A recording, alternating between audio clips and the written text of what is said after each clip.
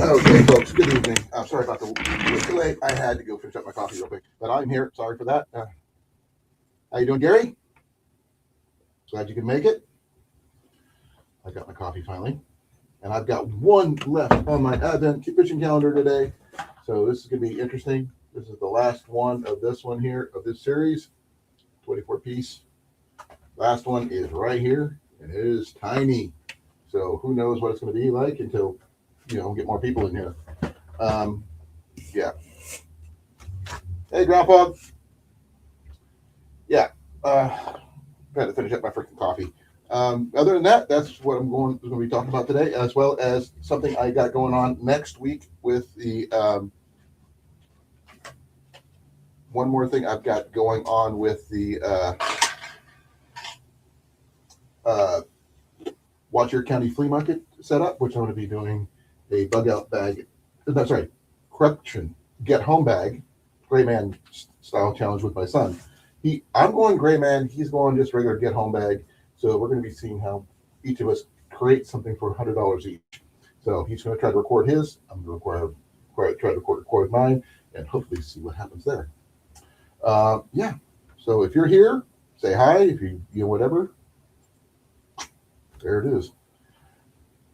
I don't know. I'm trying to do my best here. I don't have my hair ties in, so there is that.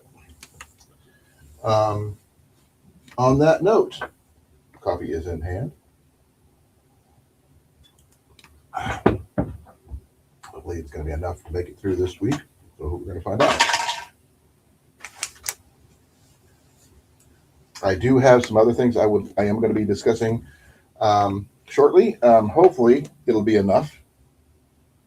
But one of the things I have, which I discussed briefly on my last live, is a new item that I acquired, and it's going to go with my backpacking setup, and I'm also going to use it for all my other setups as well, because this is my backpacking. It's not ultralight; it's just lightweight backpacking cot. This one here, I got to put in a new stuff sack because it's lighter that way. Keep everything together. But that is the Westune backpacking setup. This is the bag and stuff it came in. It was originally 6 pounds, 3.3 something pounds total. Now it's under 5 pounds, under 6 pounds. So saved me some weight on that. I am going to try to make it even lighter than that, but at least there is that. But I want to get at least 5 to 10 people in here for this last one of the fishing advent calendar. Then once that is done, starting in a couple weeks after I get done with my Cheer County trip, I'm starting doing my deal with fishing with each of these fishing lures and seeing what I can come up with. I do need to go get my plug in for my computer because it is not plugged in right now. I forgot to grab that, so bear with me here.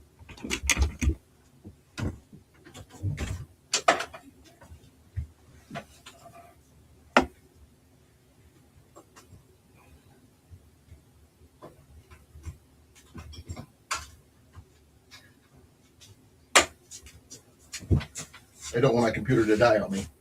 One more thing, I'm going to grab one more item.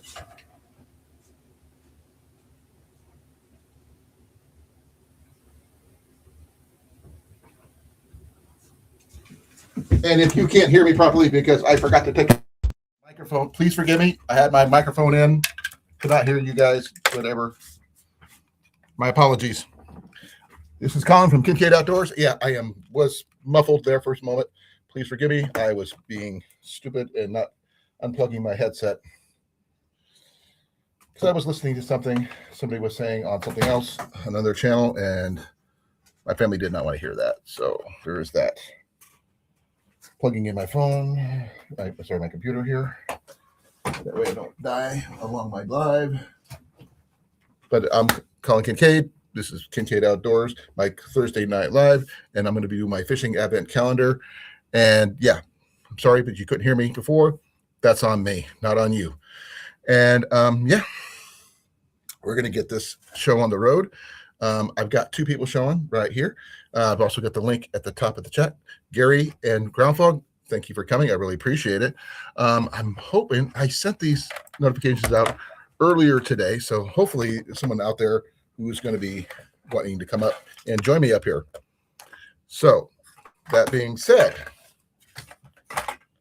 happy Thursday. It is Thursday the 23rd, 2026, and this is going to be the last of this series of the reveals. Then after this, they'll be going into my fishing kit, which I have in my truck right now, so I can't really put it in there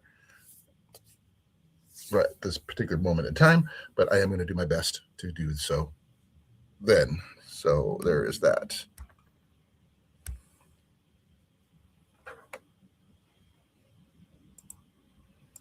If you're here, please put a 1 in the chat. Let me know you're here. That way I can keep track of who I'm talking to. If it's either Gary or is it Groundhog, somebody in between.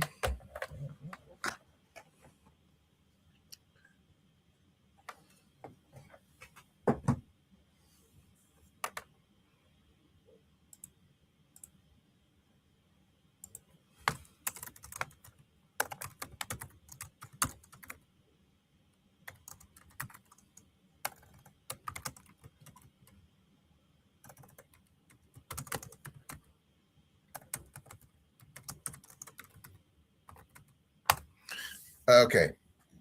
Just saying that's what I forgot to do earlier. So I'm here.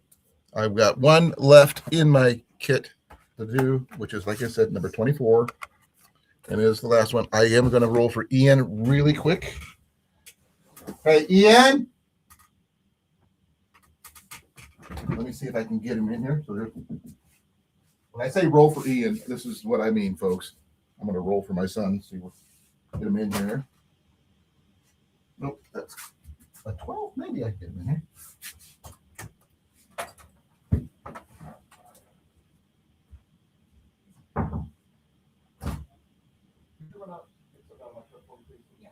I leave my fishing kit for the phone. I forgot it in the truck.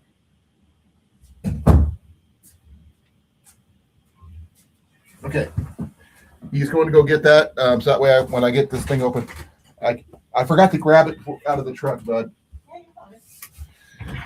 Okay. Yeah, there's that. 19. Right. That'll be a good one.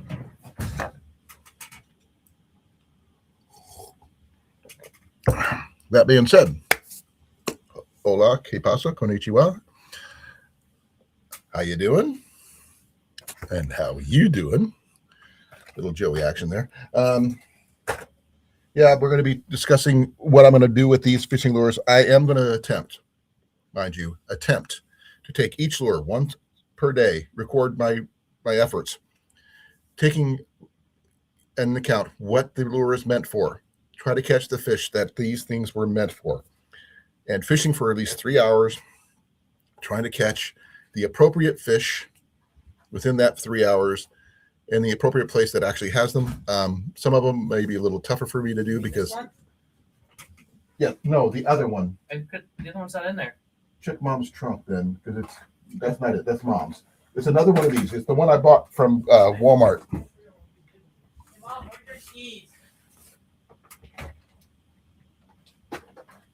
Check my pockets, bud. On my shorts. Shorts. Right there. Front left pocket. That's your back pocket. It would be in the trunk if it is. If it's not in the back seat of my truck, that's probably where it's at. Hey, Molly. Link is in the chat. Hopefully it'll work. If it doesn't, let me know. Let me unpin this one just to give you. Make sure this one's updated and everything else.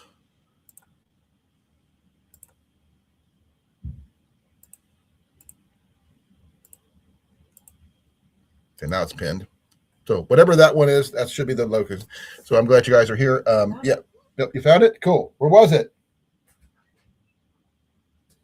Was it in the trunk? Yep. Okay, I thought. Also, by the way, your office window is open. My what? Your office screen window is open. That window's open. Shouldn't have been. I didn't open any windows in here. No, the screen, the glass that's covering the screen, it's up. You might want to close it. I can't. I never opened it. It was open from the previous owner. No. So close it. No, I will later. But this is what I've got. Got to close the door because I don't want to disturb anybody. There we go. But I've got 24 of these. No, 23 right now. 24 is going to be shortly as soon as I open up the last one. And I'm going to go through each and every one of these and try to catch the appropriate fish for the appropriate lure as long as I can get to it. How you doing, brother? Hello. You know to batten down the hatches, right? Yep. Okay. My in-laws are already going through the tornado drills and stuff already. Yeah. So there is that. I am taking a look at it right now. Yeah, I sent everybody a message in that area. Yeah, Jenny already gave me the notifications earlier, about over an hour ago. Yeah. But I checked to see that I knew that it was coming towards us and that kind of thing. So that's all I got right now. Yeah, it's almost in Des Moines now. Yeah, it'll be here shortly because we're about 50 miles east of there. And tornado warning just popped up on you. yeah, I'm sure it did. No, I mean literally, I just watched it come up on the screen. Well, let me check my phone here. Because it'll give me a notification on my phone if that is the case. Yeah, it looks like it's gonna be just. It looks like you're just north of you. You're in Newton, right? Still. Yep, still. Yep, it's just gonna be north of you. But I see a hook south of that one.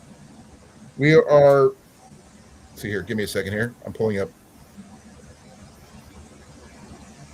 So we've got a severe storm threat. We're under a severe thunderstorm watch. And yeah, Jasper, Marshall counties. Yeah.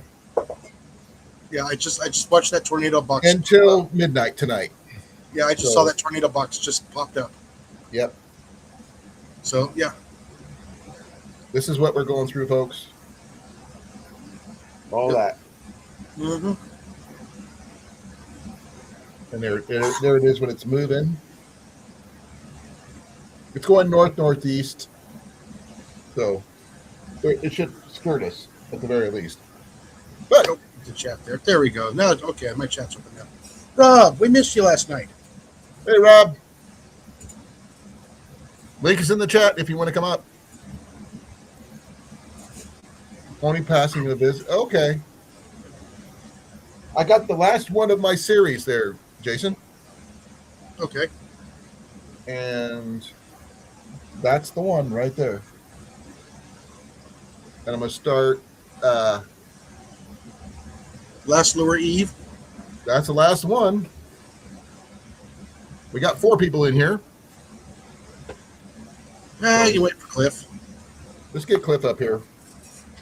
I did get notification. I have my last visit with my doctor on Wednesday of next week.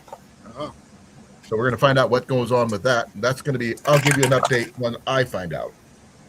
Now I gotta go in for an eye scan tomorrow. You can find out whether you're blind or not? I already know I'm blind in that eye. No. Worse off then. No, I just have to go every 6 months and get it scanned. Okay. And if it's progressing any worse, then they'll probably do the cross-stitch laser. Let me see here. So I can officially say I can cover up my eye with my right hand, with my right eye, and give the middle finger. F you, one eye. Hopefully. It's Joke. still not. It's the sun's probably still not fully down yet for Cliff, so it might be a few minutes before he pops in. I mean, the sun's not down here yet. Almost. It's just about ready to cross the Alabama-Mississippi line. Well, it's kind of hard to tell with the weather. You know what I mean? Oh, I can look here on the map. No, Gives the me cloud the, company is what I'm talking about, Jason. Yeah. If you go to lightningmaps.org, it gives you the shadow. moving across the We just know that it's dark here because of all the cloud cover. We can't really see sundown, technically, where I'm at. Yeah, now with all those clouds, no. No, so it looks like it's later than it is. On that note, I'm going to be doing this last of the lures, and I'm going to start finding a new place. Start finding the lures in locations where I'm going to be able to use these till I'm all done with them. So that's going to be an interesting experience. And I find out probably next month what my workplace is going to do with me and all that fun stuff, especially when they find out I blew out my shoulder.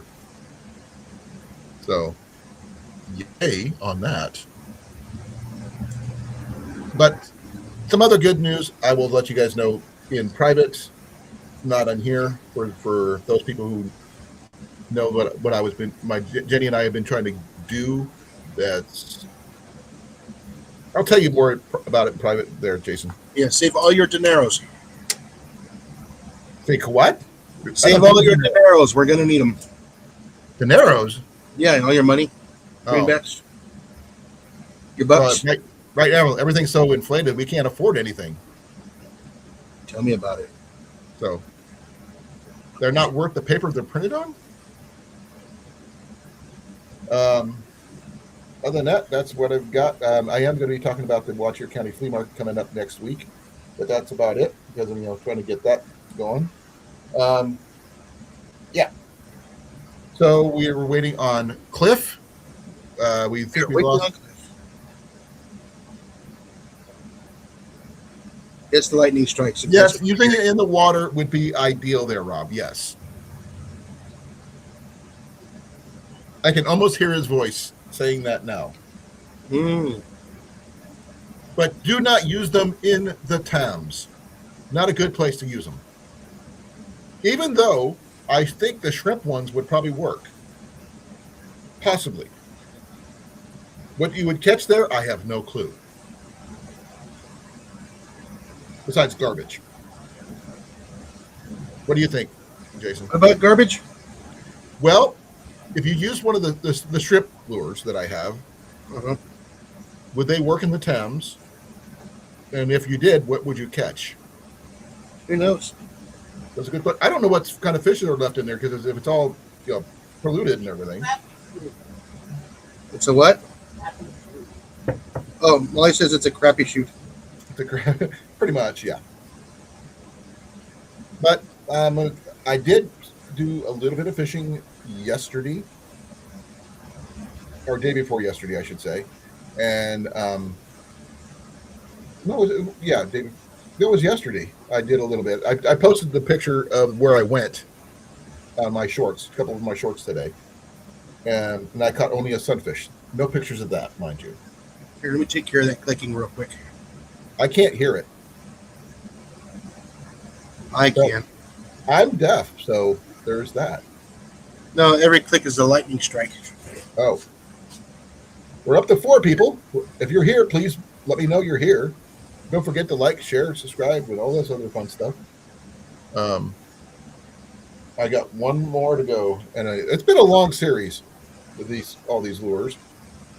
And I know I've definitely got enough of my value back for those lures, considering I only paid $2 for it. I also want to go over again some of the other items I acquired in the last month or so that you guys missed out on since you were at your gathering. Yeah, that was some good food. And I didn't see you on Tuesday, so that's another one. I was unloading a vehicle. I get it. No issues. No worries. You have all taken care of, so everything to do. Wet from the rain. Yep. Well, I got a new backpacking cot from West Tune off of AliExpress. When it's in the bags that it came in, it weighs 6.335 pounds. Without the bags, it's just under 6 pounds, which is, some people say that's pretty heavy. Not when you consider what most cots weigh. It weighs about a third to a quarter of what most cots, even military cots, weigh. or even less. For those people who do use cots, that is. And it's very tiny. I put it in a new bag I just picked up, a little stuff sack I picked up yesterday. And this weighs 5.99 pounds in the bag. So if I didn't have the bag, it would be even further than that. But at least to keep everything together. Now I'm down to one person. What the heck? YouTube lies. Huh? YouTube lies. Well, this is not YouTube. I'm looking at the top there on the street Talk Studio side. It says one person.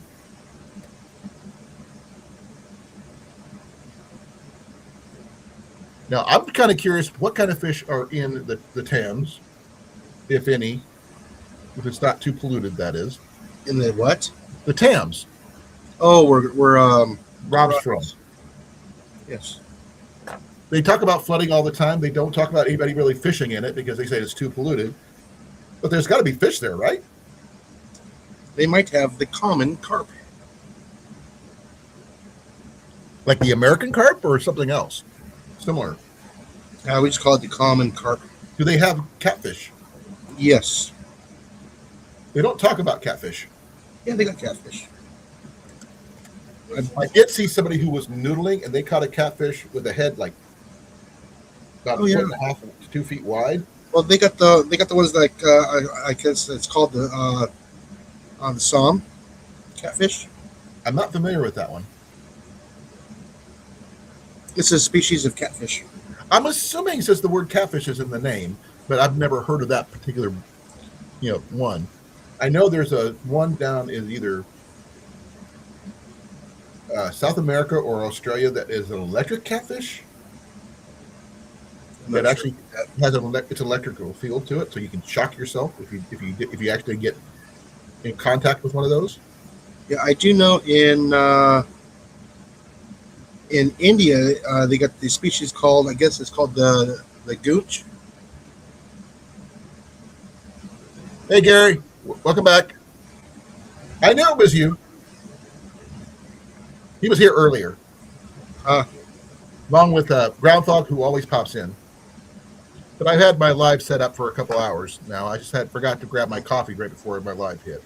Then I forgot where most of my stuff was. Hello, Gary. Because I'm an idiot, so there's that. But I've got one left. Well, what do you think it's going to be? Is it going to be a spoon? Is it going to be a popper? Is it going to be a spinner? Since I only have one spinner of all these here, only one spinner came out of here, which is really sad. You think there'd be more. We had a couple poppers. We got a couple, what do you call it? No top water lures, per se. Which one do you think? You've seen them. You've seen all the ones I've gotten. Yeah, I have no idea what it's going to be. Well,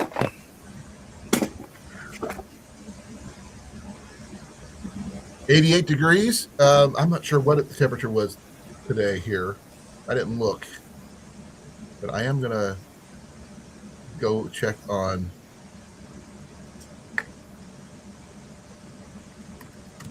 weather.com because I have to check on there because we got a tornado warning coming through.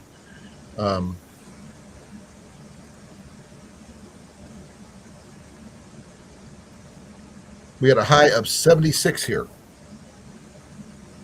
And we're under severe thunderstorm watch until midnight.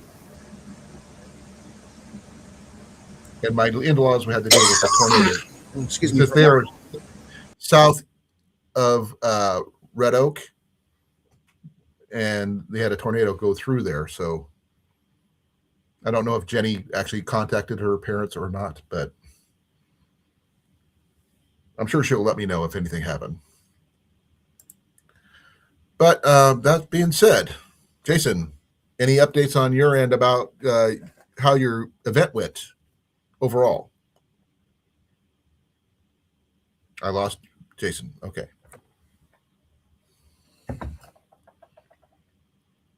We will. Okay, I'm back. Any updates on how your event went overall? people wise and that kind of thing. Who showed up? That kind of thing. Sorry, I had the volume down low. That's fine. But Gary was there, Well, who else? and Matt's Okay. wife, Matt's Was kids, okay. and, Gary. What about? Okay, what was and Devil Dog, okay? What's Devil Dog's name? G-Dad, and G-Dad? his entourage. Okay. Was there that one kid that you guys talked about supposed to be there or something like that? Someone younger, or was that with Dan's group? Might have been Dan's group.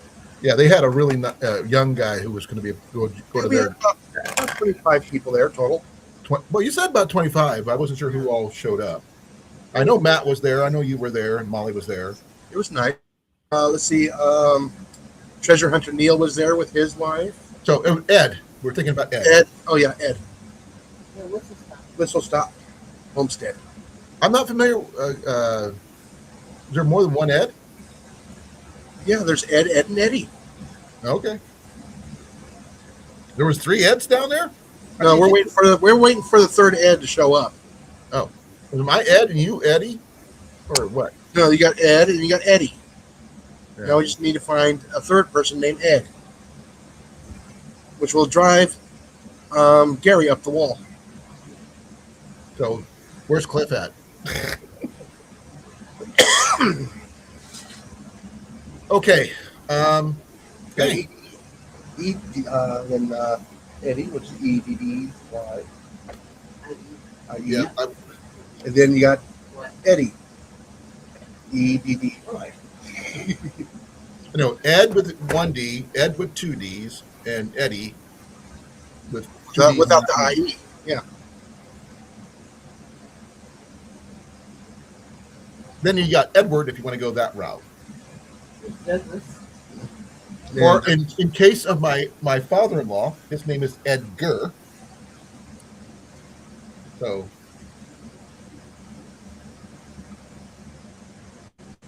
really, I don't know much about the Condor bush store. Do you know anything about it, there, Jason? Negative. I'm not familiar with that one. To be fair, if you want to talk about bows, I can help you with that.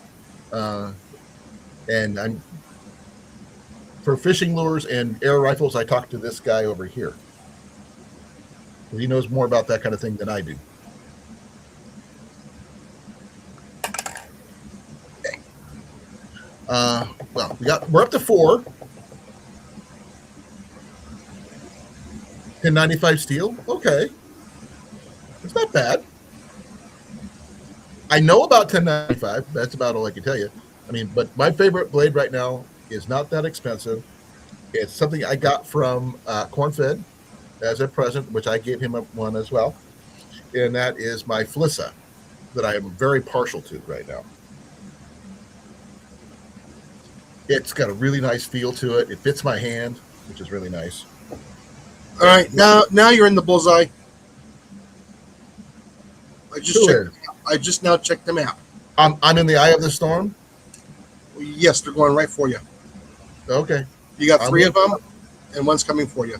No sirens as of yet. We did have some last week, I think. Ian and I had to go. About 60 minutes away. Huh? About 60 minutes. Oh, we still got about an hour away? Approximate location at 60 minutes. If you can use a cookie effectively, you're more power to you, brother.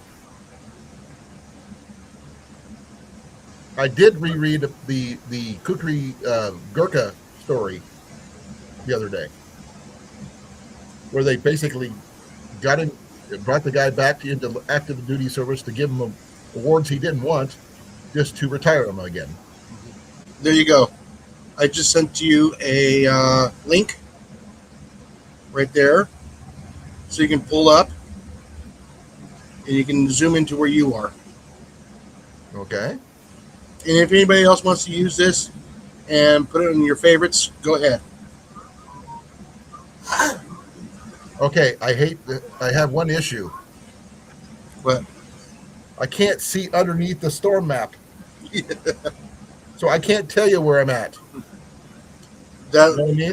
yeah, that bottom hexagonal thing Yeah. that's red. Okay. If you zoom in right there, it's heading right for your location. Yes, you can use it as well, Gary. I suggest anybody who has severe weather, which is everybody, please go ahead and put it on your favorites. Put it on your dashboard. And it gives alerts, both as an alarm and voice. Okay. It's loud.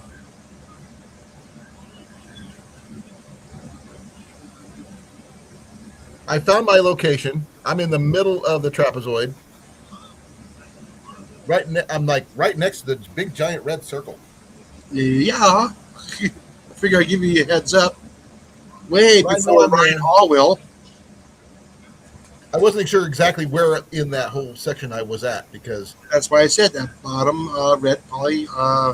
well, it doesn't tell me where in there I'm at Yeah. because I can't see towns or anything listed. So it Yeah, did I allow see me to zoom in where Yeah, I'm I at. see the Colfax and I see Newton. I can't even see that. You can zoom in. I did. I mean, I can't see my hometown, is what I'm saying. Yeah, All I see is big colors. Yeah. Good thing I'm not colorblind. Oh, even I'm down there in was it all the way down there in Oklahoma and Kansas right now. Yep, those storms are starting to pop up now.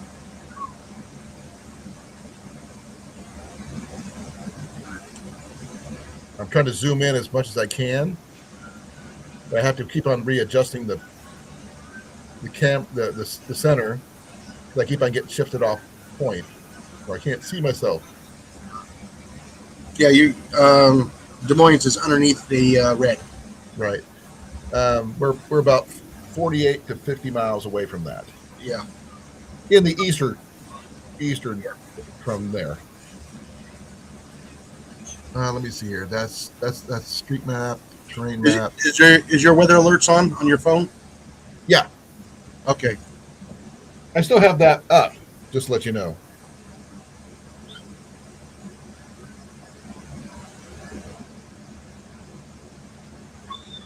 See? Yeah. Still have that up. That's what it says right now. Yeah. Yeah, but make sure if you get that alert, just go. Well, if I do, we're going to be heading to our not our basement, because unlike our bathroom, the basement actually has a window. And I'd rather not be anywhere in the basement without a window. With a window in there, I mean. Yeah, You know which way is that window facing? It's right at the bottom of the base of the stairs, facing into the rest of the whole basement. So Okay. it's at one end of the basement, and it going towards the other side. I have no idea which wall it is on. Okay. Is it facing north, south, east? Using this as the basement layout. Okay. This is the stairs. This long pieces are stairs. Mm-hmm. Window would be right here, but our thing is like this way. It's lengthwise. Come down the stairs. Window's right there. Everything else is facing that window. Mm. Nothing we can do about it. Which way is the window facing on the wall? South. Is it south? Yeah, you would huddle on the northwest corner of the room where the stairs are. That's just opposite it, and there's nothing in between there. There's no walls, nothing. It's an open room. Yeah. And that's why I don't want to be there. Our bathroom is completely closed off, no windows. We close the door and lock it if we need to. That kind of thing. It's completely enclosed. So there is that. You cover yourself up with a heavy blanket. We have those. Yep. Just have it all ready. Just like I said, there's no windows in the bathroom, and that's the only room we have that doesn't have windows. Exception of my closet over here, but it's got two open doors, which both have windows on either end in each of the different rooms. Like in here, there's a window right here, and on the other end is Ian's door, one on the east side. He's got one window there. I don't have a window on the east side because this is a big, full length closet back there that connects with Ian's room. So this is a big bay window, and there's another one in the living room. So those are out. And there's 3 windows in the kitchen. 2 in the corner, which you already know about, where I keep my plants, and 1 in the door. You got curtains yet? Go ahead. Do you have curtains yet? I do have 1 curtain up on that kitchen above the sink. One curtain, Okay. but not the other one. The north side. I do not have a curtain on that side. Yeah, when you get storms rolling through like that, it's good to have like heavy curtains. No, I've got curtains on these. Yeah. No, just close your curtains. Yeah, close those curtains. I got curtains. Good. And we have curtains on in the living room. There's 1 curtain on that one kitchen corner where I keep my plants, and there is no curtain over the back door, and there's a curtain over the front door, but it's only magnetically held on with my severe heavy duty magnets. Yeah, you need to get some heavy curtains on that basement window. And there's no curtains on the basement window at all because we don't do much down there other than do laundry, which is right next to the freaking window. Mm-hmm. And that's also where I fell down the stairs. So there is that. We got 5 people up here. Still waiting on Cliff. I don't know where he's at. It's not really sunset there yet. It's like I can tell, because it's dark out. Yeah, I will be at sunset in about, looks like about 10 minutes. So it's not 10. So your sunset is technically my 10 sunset. No, because you're a little bit more west than I am. Yeah, you're going to be.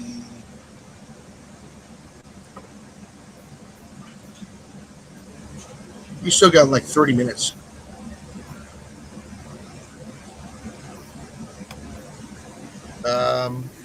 No, my sunset was literally 4 minutes ago. No, say it's 36, 42, 6 minutes ago.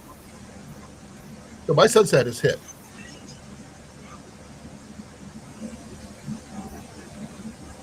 So it is after sunset here by 1 minute or 6 minutes. So I don't know about you, but it is sundown is happening.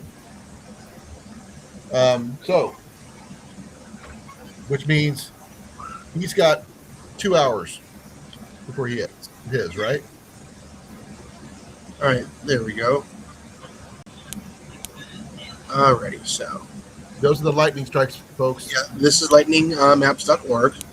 As you can see, you have that big heavy line of storms and a bunch of tornado warnings all the way down here to almost Missouri City, and then Wichita Falls. Looks like you can get some there. We're going all the way into Oklahoma, huh? Yeah, almost the Texas border. But the majority is here. Yeah, that's going to be. Every one of those little dots is a lightning strike to the ground. Awesome little app. But yeah, I have this set up here so you have the sunset, so you know it's between day and night. Okay. Well, like I said, it's already past sunset here. And I can check the whole world. Well, we don't need the whole world. We just need where I'm at. No, that's you have the the whole world in your hands there, Jason. Yep. AKA the weatherman. And then there's this one here.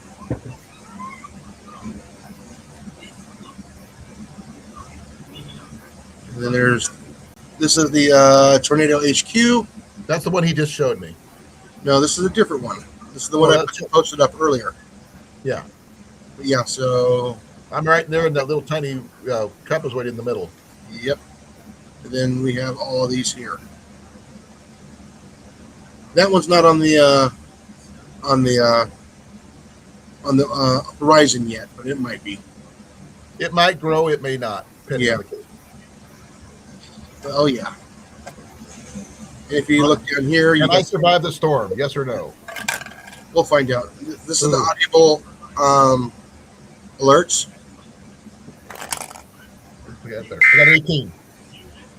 So you got Don't that. do that. Then you got Greetings from TornadoHQ.com. So that's cool. And you can also mark your area too. So it will actually give you a voice message. But Right. it's within your area if it's within 50 miles.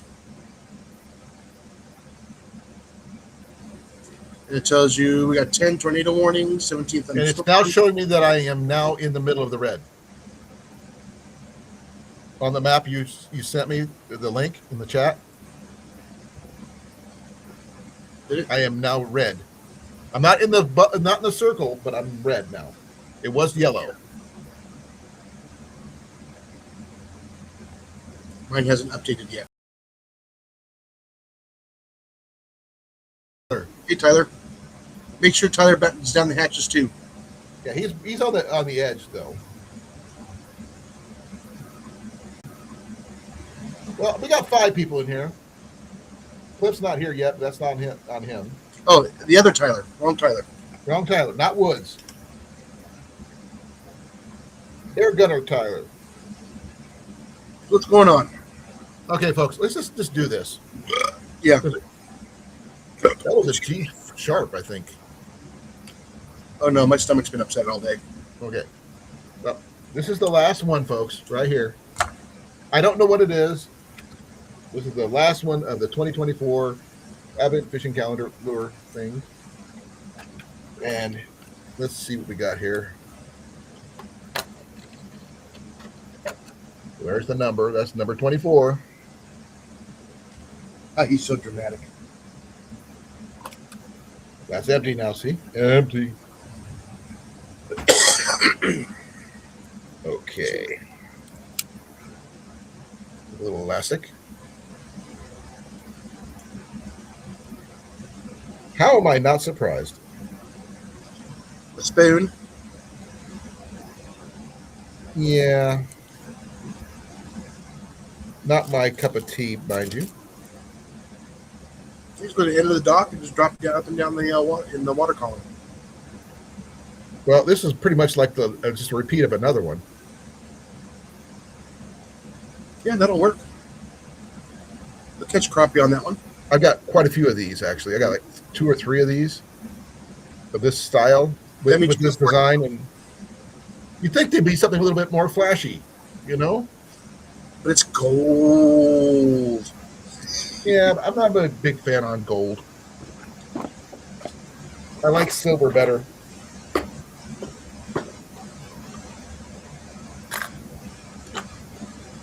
I mean, okay, this is the one I just got. And to show you what I'm talking about, give me a second here. Where's the other ones I got? They're very similar to that.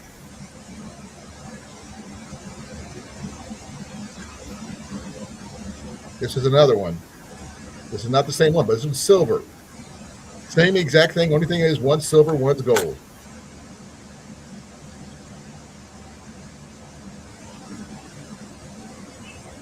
The one you missed out on Tuesday, I will show you that one, Jason, is this one. Another shrimp. Yep, and this in here, it's got the little, look at that, little thingies right there. This would be, I call this one the Amanda. I don't know what else to call it. If it was silver and gold S, that would probably be even better. I do have a couple of my favorites that I did. Of all the lures that I picked up, I have like 3 or 4 favorites. You know, my first favorite was always this one. I think that's the other one. This is Remember, the colors of the lures is not designed for the fish. It's designed for the fishermen. No, I got 2 frogs. Got this one and another one. This one. Yeah, you got your Strike Kings. Another one, which I kind of like, is this one. It's a little bit deep water lure. Look how big that spoon is on there. But it's that one's a really cool color. I like that one. But this is the one I actually really like. Is this one. Yeah, the little looks like a small little rattle trap. It's not. This is just a weight. There's no spoon. There's nothing that rattles. It's got 3 little parts where you can attach it to. I'm assuming, depending on where you attach it to, depends on how deep it goes. If you have it on top, it probably goes really deep. If you have it in the middle, it's about midway, and at the top, the first one in the front will probably be right out near the top of the water. But the only spoon I got, which I'm actually kind of surprised, is this one. You You'll have fun in the creek with the trout. Well, I can't really go for that one. I actually have to get my license for that one. That's one of the few exceptions that I actually have to get the right license to use it. I just can't go use it. Because even if I accidentally catch a trout, I still have to have my license. Yeah. So they like, as soon as you do that, the game warden's going to just show up. And they really don't like you catching things you're not supposed to catch. And it doesn't matter if you have if you did it on purpose or not. So that being said, I will, now some of the other ones that I got are like these two here. Sorry about the condition. They're hooked up here. He's gonna catch himself. Yeah.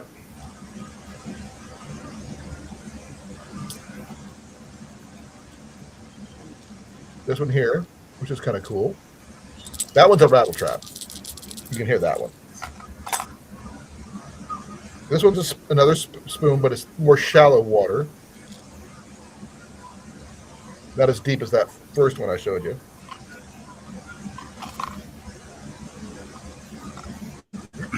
This one, you'd think this one looks like it might light up the way it's set up, but you can actually see the bead in there. Yeah. Now, this one here is one of the few top water lure that is generally just a straight up pop. It's a popper. Oh, yeah. It's this one. But I have so many of these little shrimpy things. Believe it or not, they will work. They will work. I'm hoping they will work. But I've got so many freaking spoons, like this one, which matches this one, just different colors.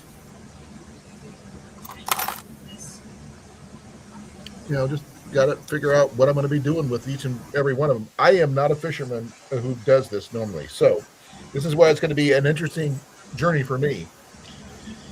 I have 24 chances to catch different fish. Yeah, just save those the shrimp ones. Mm-hmm. Look like crawdads. Save those for springtime. It is springtime. Yes. Let's see. The bass should be bedding here shortly. So that means you're sight fishing. So you see a little. You know what a fish bed looks like, right? Oh yeah, I've caught fish out of the beds, but I usually use worms for that. Yeah, so that you can just drag it right there and get it to pop right in the bed. Right. When you go pick it up to move it, set the hook in. You're like this one here. Yep. That's multicolored one. Yep, I would probably put a small little split shot about 2 feet up the line, toss it out there, and then draw it to the bed. So here's this one. It's like a little reddish of the other one I just showed you that looks like a Diamanda one. Mm-hmm. Now, this one here, I think I showed this one out earlier, but this one's like long and skinny. Mm-hmm. That one, pretty fairly deep on that one, I think. Yeah. And trying not to catch myself is the hard part. Excuse me. I need to get some more coffee. There's a couple that I did drop that are not in here yet because I dropped them on the floor before I got this case, and I have not acquired them yet. I am going to find them. I just haven't done it yet. But I got all but 22 in here. So there's 22 in here as this is right now. And I'm going to be going and fishing with each one per day until one or two things happens. You lose it or you catch a fish? Well, I'm going to fish for 3 hours. I'm going to give myself, each lure is going to have 3 hours of use. Whether I catch it, catch as many of the appropriate type of fish that it's supposed to be for. So I'm going to count the kind of fish that it's supposed to be for, the kind of fish I actually catch. Multi-species. Or I will try to not get it snagged. If it gets snagged, then that video is done for the day. I will not continue after I lose it. I'm not going to go to the next lure and try that way. Why not? Because I want to keep it to the one. I'll be right back. Get more coffee. That's the whole point, is seeing what I can do with it. But like I said, the one that I have to be careful with is the trout one, because I actually need a license for that, separate from my regular fishing license. So that's a specialty fish here. So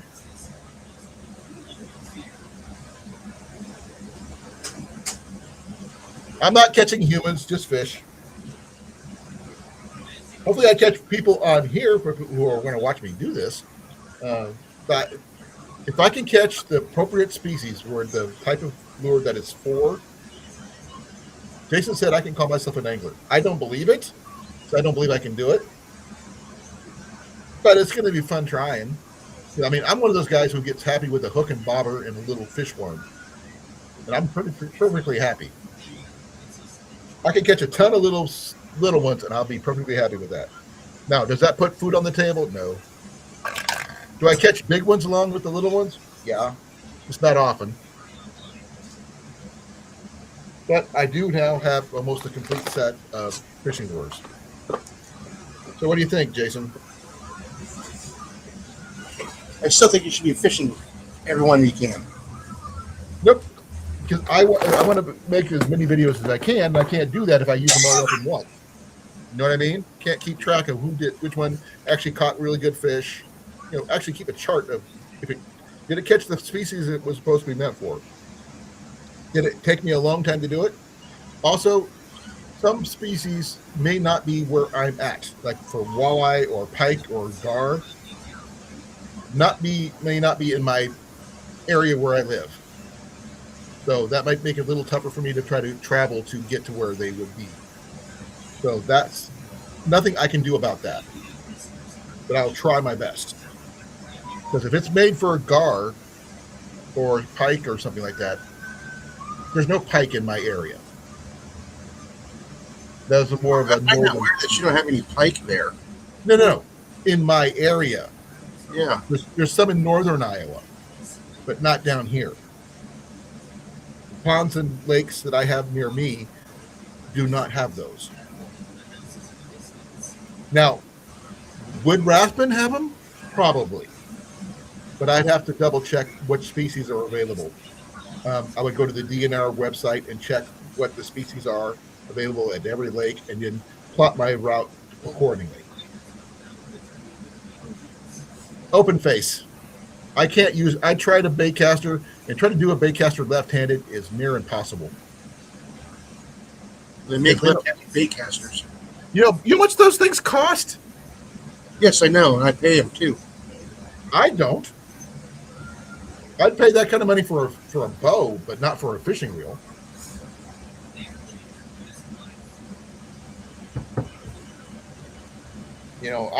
Those kind of Ian's gotten bait casters, some really good ones, mind you, Abu Garcia ones and stuff like that.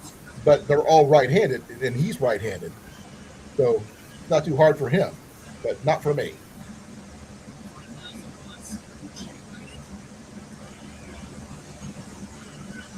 Okay, I understand the bird nest. What was the first Inno? That's what you're a southpaw too? Okay. Yeah, you actually keep a crochet hook with you, a small crochet hook. Well, Jenny's got plenty of those. Yeah, but I don't use a bait caster for that reason. Because I am 100% left-handed, not when it comes to fishing reels. Now I do have bow fishing reels and stuff like that, but that's about it. Not the same thing. Now, do I plan on using those eventually? Yes, I do. Same issue. I have to find out where I can go, and I would like to have somebody teach me what I'm doing because I've never done it. Not from not wanting to, just haven't found someone who could teach me. Yeah, I got fly rods too, Gary. I do not own a fly rod. I did after my dad died, but I sold it because I didn't have a use for it. But remember, this was back in 99, 2000, and I'm not a fly fisherman. And it was also a right-handed reel, which makes I didn't have any use of it. And this is way before Ian was even thought of.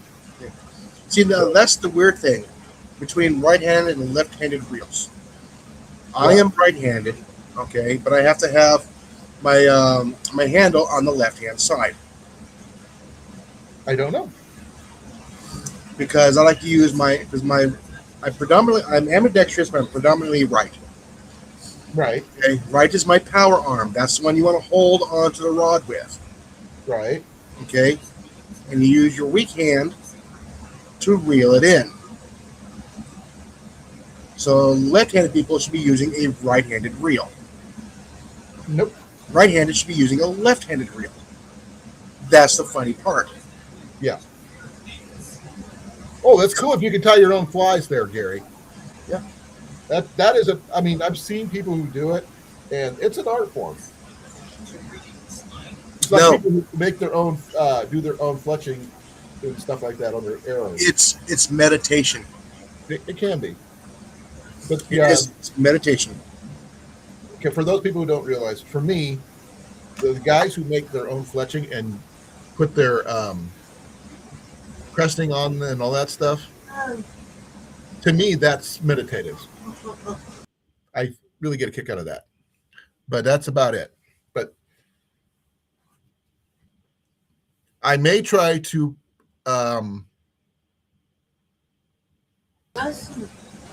use my other two fishing lures that are matching style but different colors back to back in the same location, but not the same day. Because I'm only going to be able to go fishing once a day. Colin, sometimes they want different colors. Well, the thing is, that's what I'm going to have to find out. And it changes from day to day. Right. But the thing is, that gives me another reason to come back, Jason. So, and if I don't catch anything on that day with that particular lure, that goes to the end of the list, and I come back to it eventually. But generally, I'm going to try to catch something with it that's appropriately for that particular style. I'm going to do a Google Glass of each and every lure. I think it's the. Hey, Jay, how you doing? But I think that the fact is I'm going to do a Google Glass of each lure and find out what species that it's meant for, the dominant species, not the subspecies or anything like that. If it's a multi-species ones, the one that says the first one is supposed to be for, and I'm going to try to go for that. Now, doesn't mean I won't catch any of the other species if it's possible, or if anything at all. It does not count snagging, because I know a lot of these things are treble hooks. Snagging does not count. It must be caught. So I'm making that definition now, because sometimes things hit on it that shouldn't be hitting on it, and they still get caught on it. And right, Jason? No snagging. And you need to make your own barometer. I'm not making a barometer. Yeah, it's easy. Do I look like Copernicus? No. No. You just need a mason jar and an old Coke bottle and some food coloring and some water. This is not science class 101. It is at my house. It is here. Not here. Because I believe in science. Yep. But that being said, that's what that's my plan with my fishing lures, and I'm going to be going over with that and that kind of thing. And hopefully, I'll catch some fish. Now, I don't plan on keeping any of the fish, with exception if they swallow the bait or the lures or whatever, and I cannot safely retrieve them without killing them. Then I would probably have to figure out a way to keep them. That automatically includes trout. Yeah, it automatically includes trout, which means I need to have my license. I'm not going to do anything illegal. And it's going to take me at least 24 trips, if not more, depending on situations, locations, and how far it's going to take me to drive somewhere to go. If it's going to be a really far northern trip, I may make it an overnighter, because there's no way I'm going to be able to drive 3 hours to go up to where there's fish is located at and just fish for 3 hours and come back in 3 hours. That's a lot of, no. No, that's you fish most of the day and you use multiple lures, Nope. That's not my plan. and you're gonna starve. I'm not doing a catch and cook. That's not the plan either. Catch and cook on a cast iron over coals. Oh yeah, Yep. that's a good video. That's not my cup of tea. It's not what I do. Now, will I put up an encampment and camp out? Yeah. But I'm not going to do a catch and cook, because my cooking skills when it comes to fish is very limited, and I would not want to risk anybody trying to eat what I, match what I do. So, and I only had to do that once in my life, when I was backpacking with Ian at Yellow River when we ran out of money and food, because Ian was eating me out of house and home out of our cooler. He cleared out everything. He was about 9 at the time, and I could not say no to him eating, because they have to eat. Had to do trout for every meal for 3 days. I still love trout, surprisingly enough, but eating it 3 times a day it gets tough.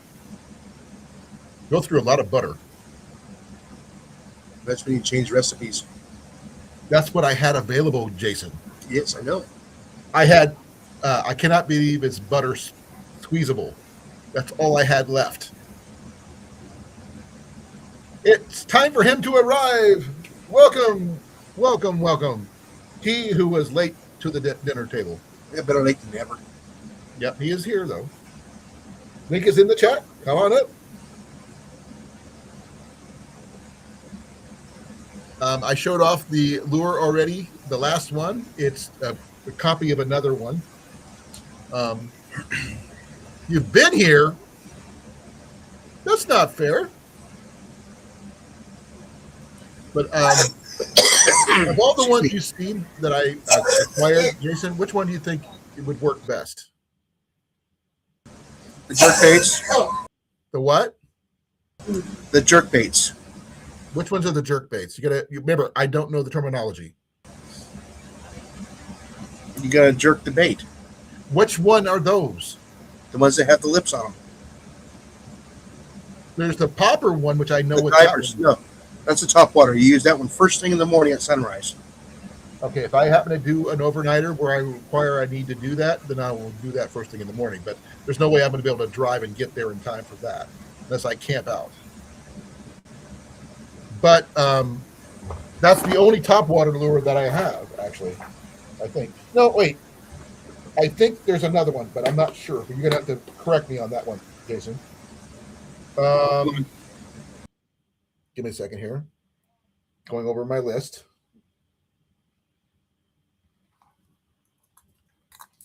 Is this a top water one? Because there's no lip on that one. I'm assuming that. I'm not sure if that's a rattle trap of some kind, but it's a top water one. That one's got a little lip on it. Yeah, it's got a lip. That's got a lip. That's got a major lip. That's a popper. That's got a lip. Got a lot of spoons. I got 1, 2, 3, 4, 5. Got 6 spoons. 2 frogs, 1 spinner, one what I consider a trout lure. Yeah, we're going through a bit major storm right now, Cliff. Okay, this is like really cheap because I already got this cracked already, as you guys can see.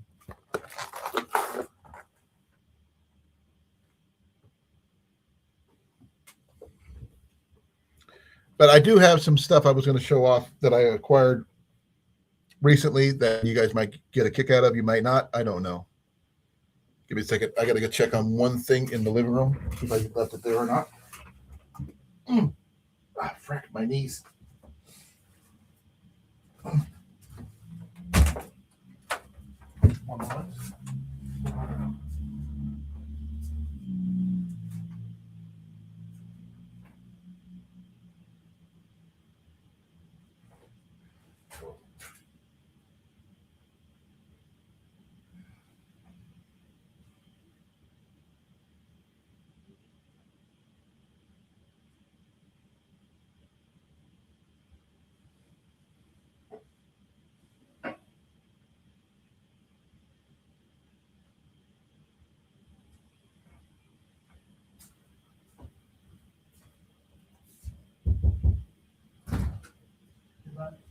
That little bag where I told you it was a bird bag.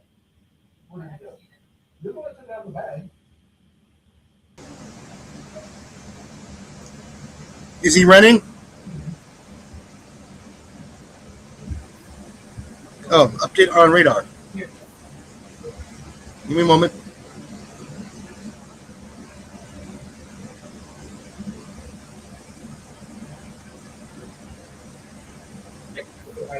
No.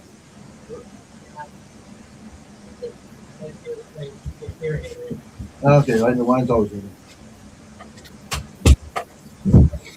Are you running? Who, me? Yeah. No. I got some stuff I was going to show you. Oh, I'm looking at the live streams right now. I have not had any alerts, and I don't hear the sirens. Yeah, aren't you like right next to it? We're about 3 or 4 blocks from it. Yeah. It's over at the firehouse, and we're a couple blocks away from that.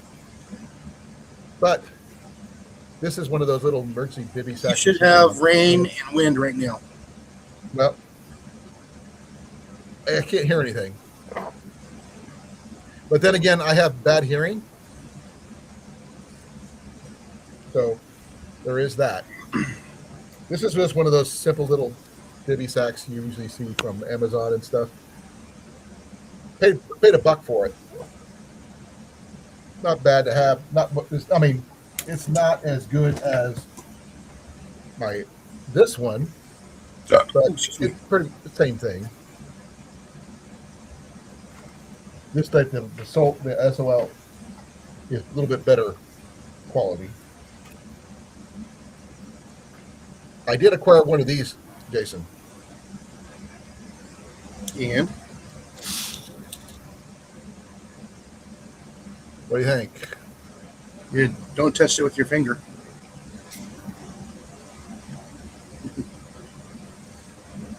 Ow. Now, I'm not going to be cutting any major wood with that one, but that one would probably be like good for like a bow saw or something like that. Small limbs, nothing major.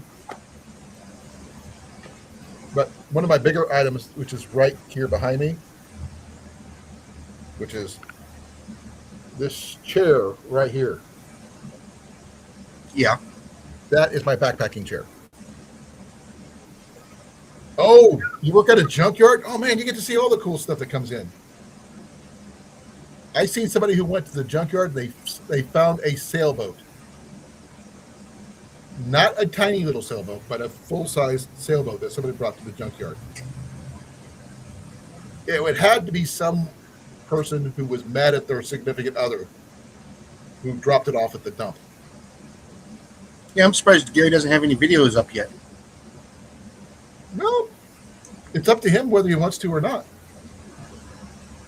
Even a video felling trees would be cool. Right, Jason? Yep. Because guys like watching guys failed trees.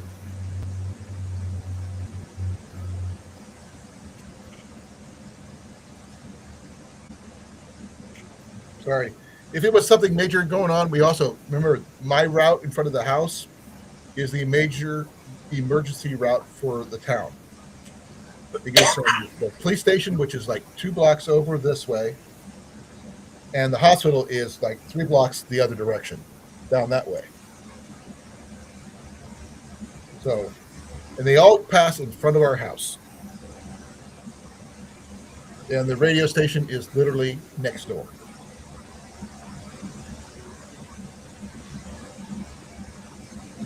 Dykstra used brass. What's a Dykstra? You know what that is, Jason? A what? Dyska. And I don't see Cliff up here yet. I have no idea what that is. I can understand use brass maybe if you like a metalsmith and work making knives and stuff. I don't know what that is. I'm looking.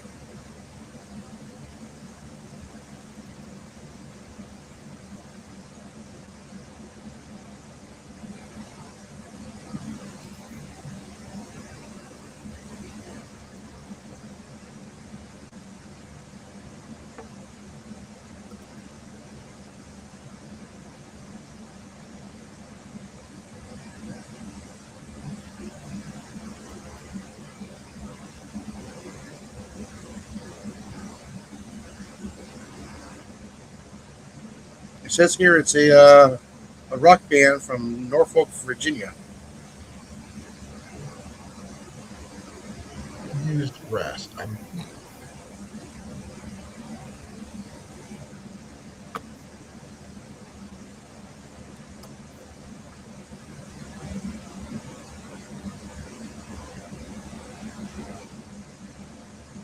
Alrighty, Cliff. I saw. So I have no idea. I'm trying to look it up, and I don't even know what it is. It's brass for a handgun. For Diamond K brass, often referred to the BK. Oh, Russian ammo. Okay.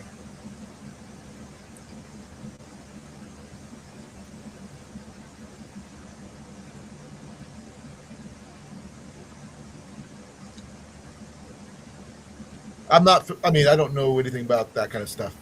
I don't have anything Russian in my collection of any of my gear. At least I don't think I do.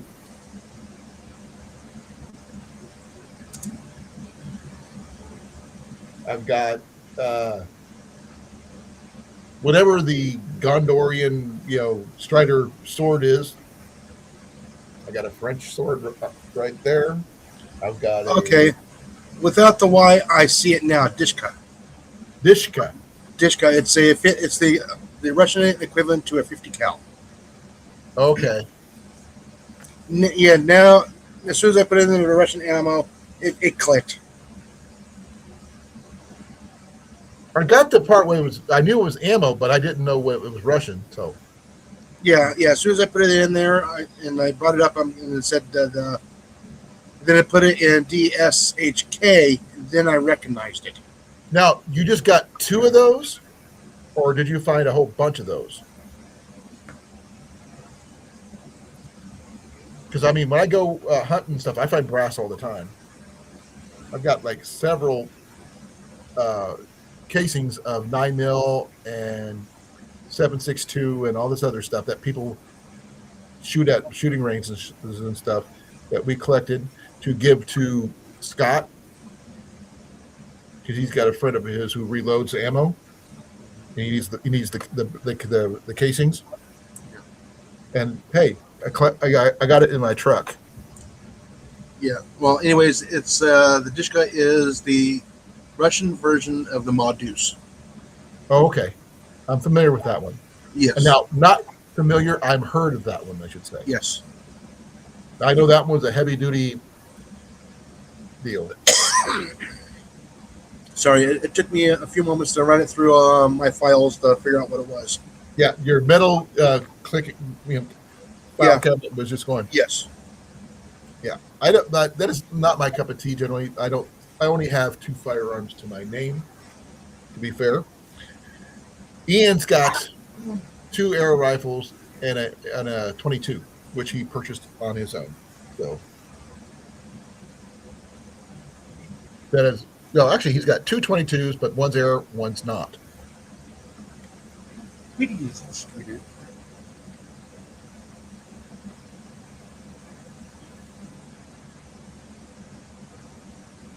Now, next week I am going to be going to the Cheer County Flea Market and building Get Home Bags because I don't know how much later I'm going to be doing much work-wise because I get my final evaluation with my doctor next week on the 29th.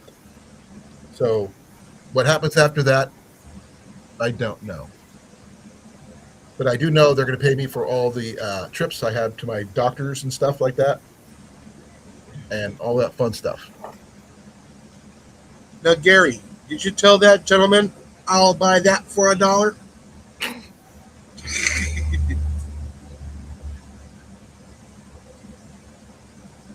And if you can name the movie, So 1 round is $86. That's because it's hard to get here.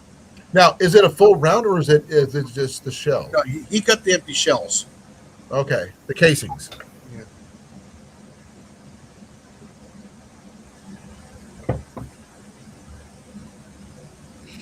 Omega. I don't know what that is. He's trying to guess the movie. No, it's the RoboCop, the original movie. The original one, yeah, with Peter Sellers. Or was it no Peter? Peter Sellers. It was Peter Sellers. No. Peter something. I can't remember.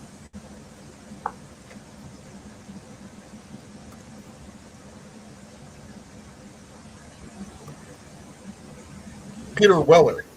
Yes. I knew it was Peter, but couldn't remember which one. Peter Weller. He was the RoboCop. No, he was Buckaroo Banzai. Yes, but he was also the original RoboCop. But Buckaroo Banzai is my favorite if I had to choose between the two. The music was much better. And you can't tell me you can't think of that movie and not hear that theme song go through your head. Yep. Especially all the big names in that movie. There was a lot of cool people in that movie. A lot of big names, yeah. And everybody named John.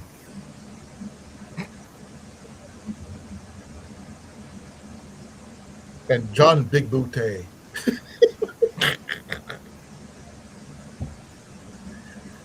Just think of all the names they just said. Who was your favorite actor in that movie besides him? No cookies? Cliffy's running around doing stuff first before he gets home. I don't know. Like I said, there was Clancy Brown was in there. Jeff Goldblum was in there. Yeah. Gal was in there. The Kurgan was in there. Yep. I can't remember his name off the top of my A head. good squirrel gun. That's got to be a big squirrel. Radagasta. You know who that is? Mm-hmm. You know who that is? No. Jason? Radagasta is the squirrel on the world tree. It's a giant squirrel that travels between the realms. Is it from India? No, that one is Norse. Oh. Well, the biggest squirrel in the world are in India. No, this one here is a Norse one. It's the size of an elephant. It runs up and down the trunk of the world tree, going from the material world, Midgard, which is us, all the way up to all the different realms. But no, I'm letting you know that the biggest squirrel in the world lives in India. And is also the prettiest squirrel. Because it's... Pretty is subjective. No, the colors on it are awesome. I don't care if a squirrel's got multiple colors. Yeah, it's got the rainbow. I don't really care about that. Red Drusilla, yep, is the world tree. Yep. That's what it's called. Thank you, Cliff, for the update on that one. But it is the world tree, but most people didn't know what Idrisil means. So I didn't want to use that word. But Radagasta is the name of the squirrel itself. Let's see here. Jason, did you get to do any fishing while you were there, or are you cooking all the time? I was cooking most of the time. Were you happy to do that? Doing that, yeah. I had my griddle. I had my cast iron. Everybody ate till they got full. Then they tried to eat more of my stuff, and they sat around real fat and sassy. That's cool. I am going to be picking up something you might get a kick out of, Jason, this Saturday. And I'm going to show you. Oh, this Saturday I'm going to be back at work. I don't know if I want to be back. Well, I'm going to show you something here.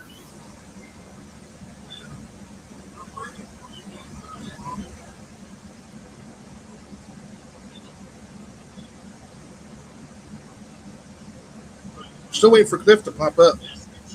Yes, there is. No, I'm waiting for Cliff to pop up.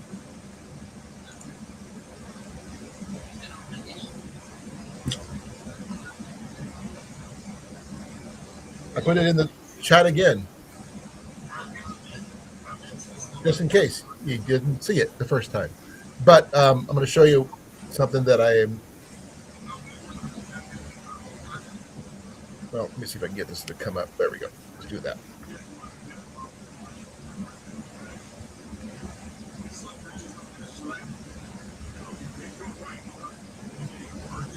I'm picking up one of these, Jason. What? This is a Coleman Packaway. No, that's Streamlabs. Give me a second. Why am I so desperately needed over here? There. Give me a second. I do now. Yep, there. That's what I'm picking up on Saturday. Old ass Coleman cook station. No, Kitchen? in good condition for $55, considering they usually go for like 150. Ooh. Colin, Yeah, run for the basement. I haven't heard any sirens. I'm not running to the basement yet. First, he's got to run to the hills. If I'm going to do that, I'm going to grab my laptop, grab my jackery, so I can go downstairs and all that stuff. And I don't hear any trains coming. No, if you hear the train coming, it's too late. Oh yeah, that's why we still head to the bathroom. But for $55, that's not bad though, is it? Nah, it's decent as long as it's not bent. Well, I asked Jenny and she said she'd get it, so she wants it, so I get it. But it's got a little rack for a lantern up here, and it's got a sink right here and stuff. So it's not too bad. Ian says I have to take it with me when we go to our flea market trip next week. So We'll see. I showed off the last fishing lure, Cliff, and it's basically a gold version. Gold spoon with a weird pink tail flipper. Yeah, pretty similar to the other I've one. been here. I just wasn't very active. I was just chilling in the chat. Did you see the one I got on Tuesday? Negative. I call it the Amanda. Oh yeah, the weird pink shrimp thingy. Yeah. I don't know what else to call it because it's pink. But as I was saying, to everybody, I mean, those fishing lures, I'm going to have to, make sure I have the appropriate licensing depending on which fish it is. Because like the trout one, the first, when I looked it up, it's for trout. I have to have my license for that one. I have a couple places I can go. It's close by. It's just that I got to have my license just in case I catch one because I don't want to get in trouble for that. Yeah, it makes sense. But there is there's a whole bunch of that's about all I got going on right now.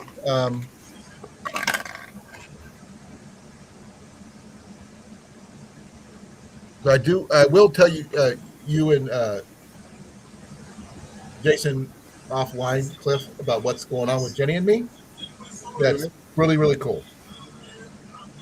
And we're just waiting to hear back if they say yes or not. I think I talked to you about something like that. What was going on with we were trying to do. Yeah.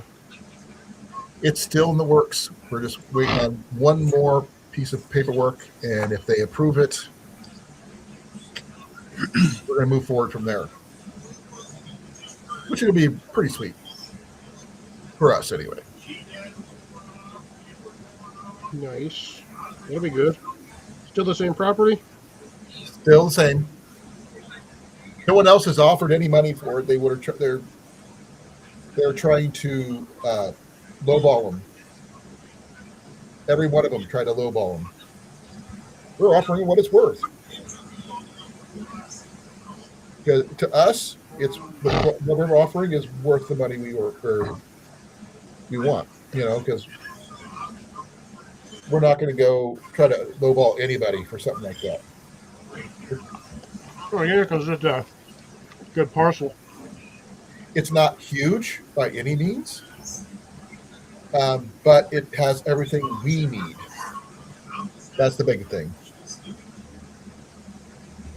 Be well. Be well, Gary. Gary's leaving? Okay. Yep. Bye, Gary. Now, like I said, if I hear the sirens, you guys will go. We'll head off. Yeah, if you hear the sirens, just leave the computer. Just go. Nah, I'm taking it with me. Personally, I'd probably end up grabbing my gear because it's on the way to the bathroom anyway. Because I don't want to be without. You know what I mean? But other than that, just fitting three of us and a cat into the bathroom was not going to be very comfy. Not a lot of places to sit, especially for me. Well, you hold and hug and hope you don't get sucked out the door.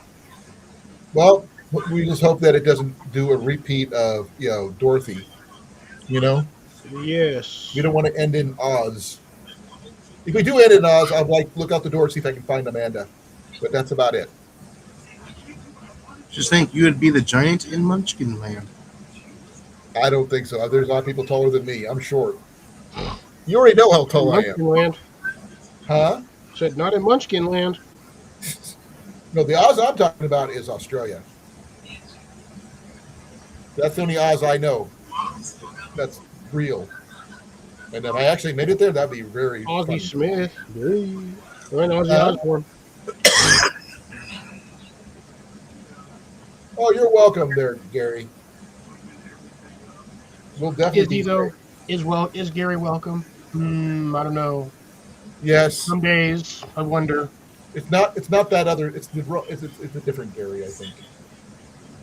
This one's in North Carolina, I think, or South. Yeah, I think he's in North Carolina. Yeah, he's in North Carolina. He's in Northern Canada. No, North Columbia. But I did get one of these, Cliff. Duct tape? Hold on, I'm on the wrong side. Yeah, it looks like an ice saw. It's like a key saw. But that thing is it's got a wicked point on it. It's fairly sharp. I don't know what else to use it for though. Other than, arrows or something like that. No, I can tell you, that's way too rough of a blade to cut arrow shanks. Well, I mean, if you're shortening arrows for whatever size you need, because I don't have to have a 33-inch arrows. I only need 28. I do have some smaller blades and stuff like that, but it's something. Unfortunately, this part here is plastic. Unfortunately, unlike the real good ones that are metal. Yeah, all that looks like to me is just a really long sawzall blade with 2 holes in it and a hand and a It's cheap not, handle. a sawzall though. It might be, but I don't know. But that's what it's supposed to look like, and that's all the information on the side there. I haven't done a picture, Google Glass and see what it says. It probably just says saw. It probably does. Who knows? One way to find out. Yeah, Google Glass it. That's what I'm going to do.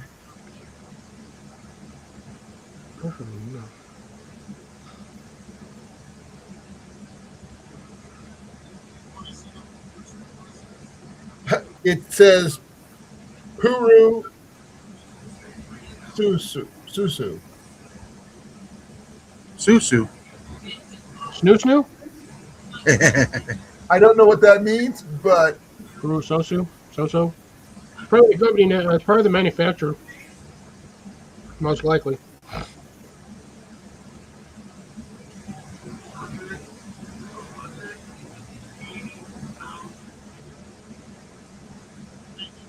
wait a second here.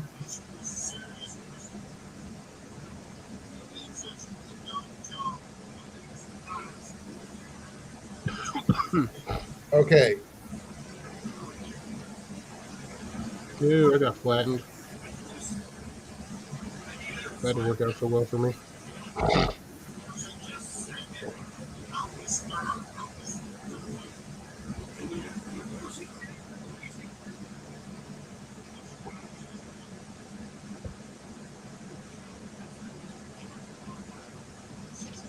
Okay, She keeps on going to purpose, and it's not purpose.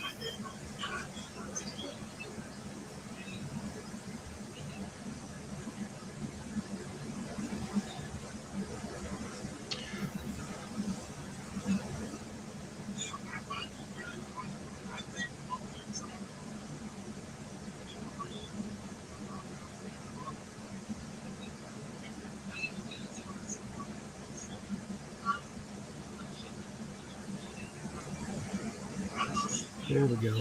Oh, I got to type this in, figure out what it is.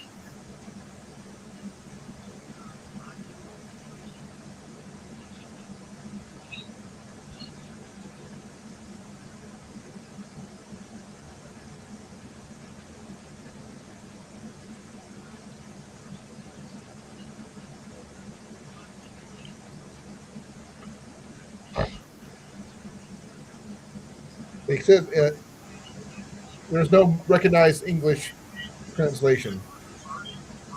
That's just what the word sounds like. That's not what it is. So I have no clue what it is.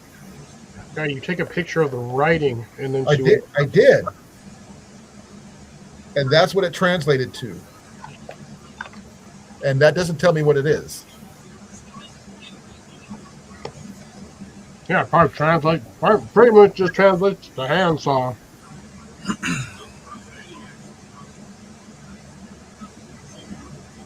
I'm almost positive it will.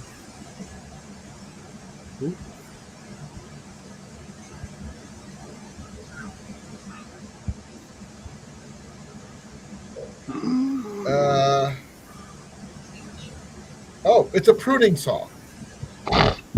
It's Japanese.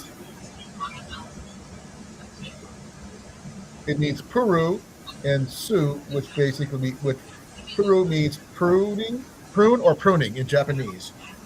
And the other one, the latter part, the sul, is a common translation of saw. So Japanese saw. It's a pruning saw. So, like I said, handsaw. Pruning saw, handsaw, same difference. Pretty much, yeah. So there's, like I said, it just basically, that's what it means. Now, shopping wise, I don't know how much it costs or anything like that. So I paid $1 for it.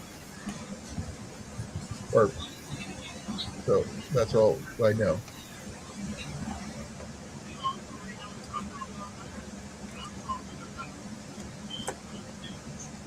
They say it's like a $25 saw, but it's a cheap knockoff one. Not as good as my good saw. It's not a silky or anything like that, but for basic small stuff, if you're going to get some kindling together, probably would be all it's good for. Would it last you forever? No. But in a pinch, it would do it. So there's that. It might very well could last you a longer than you think. Longer than you think, even though this part here is plastic. Yeah, just because the handle's plastic, don't mean it's not a good saw. Well, I don't happen to have any wood with me at the moment. We do use that with, so otherwise I'd pull out something, one of my pieces of fat wood or something. Well, give you a correction. I do have wood, but I'm not going to mess this up. Ed says you're in trouble. Or I'm not messing this piece up. Big mess, right? I might use that next week, though. So, how's the garden coming, Cliff? I found that pretty much that same saw at Walmart. Yeah? I just found it. Something similar to pretty much close to. I think this one's off of Amazon, to be fair. Yeah, it's a slightly different blade style, but essentially the exact same thing. With that weird, funky pistol handle grip.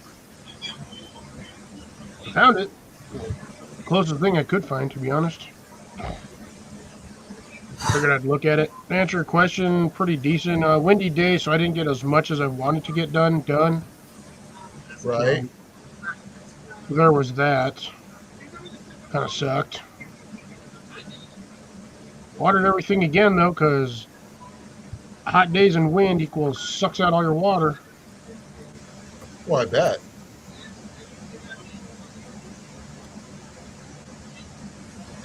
Other than that, I think I planted some eggplant today. Or no, sorry, not eggplant, some acorn squash. I think there was on I transplanted some plants. 5 pepper plants. Well, the one that I transplanted that actually took is actually getting bigger. Ian has his potato planted, but that's Finally? about. Huh? Finally? Yep. He planted it the other day. We used the rest of our potting soil with that. I'll be back in a bit. Okay. He did get a pot from one of the bin stores or from one of the secondhand stores or something where we're at. And it did not have a hole in the bottom. He drilled a hole in the bottom. That's what you got to do. Oh, they have spots on those, though, for them. I don't know if that's what he did exactly, but I do know that. Because if you turn them upside down, they usually have plugs you can either punch out or you can drill out. He just drilled a hole. That way it has a drain hole. But he planted it 2 to 3 inches below the surface of the potting soil. And when the soil settled, he made sure to recover it up again because, potting soil is so fluffy when you have it in there and then it settles down. Yeah, big time. And so it's still covered. It's still got plenty of soil, like 6 inches below the potato and 3 inches above. And he used the whole thing. I know that's not the right thing to do, but it is what it is. He didn't want to split it up. He just wanted to let's just see what happens. That's right. So best thing you do is you're going to get a whole bunch of little ones, and hopefully you're going to get some potatoes going. And even if you get a whole bunch of little ones, that's still more than what you started off with. Yeah, mind you, the little ones might not equate to the weight of the original potato, but it depends on how you fertilize it. Right. Jenny did do something today before the storms and stuff came in. She went through and Google Glassed all the different plants in our yard. And there's some stuff in there that she thinks is really cool, herbs and stuff. Nice. Give me a second. I'm going to talk to Jenny quick. She can explain it more than I did because she's actually the one that read it. Hey, love. Can I borrow you for a moment? How's mom? Yeah, I was just talking to mom. They're fine. Okay. Can I talk to you about those plants you saw today? We did that stuff. because I got Cliff on here. I'm going to explain it to you, but you can explain it better than I can. Because you actually went through the yard and did that. Here, I can show you pictures. I took pictures of everything. Pictures is always good. Yeah, she's also going to thinking about doing the like dandelion wine too. Oh, you're gonna need like hundreds of dandelions. Well, we have quite a few, but not. We lost Jason. So we have. Wait a second. He wanted to go big. Wrong side. So that There we go. is the ostrich fern. Looks like fern. Yeah. It's an ostrich fern. Is what she's called. That's what it's called. Furnicus. Let's I see. always call them furnicuses. It's a ficus, isn't it? This is a double reeve spirea. Ours isn't bloom higher. yet. Gotcha.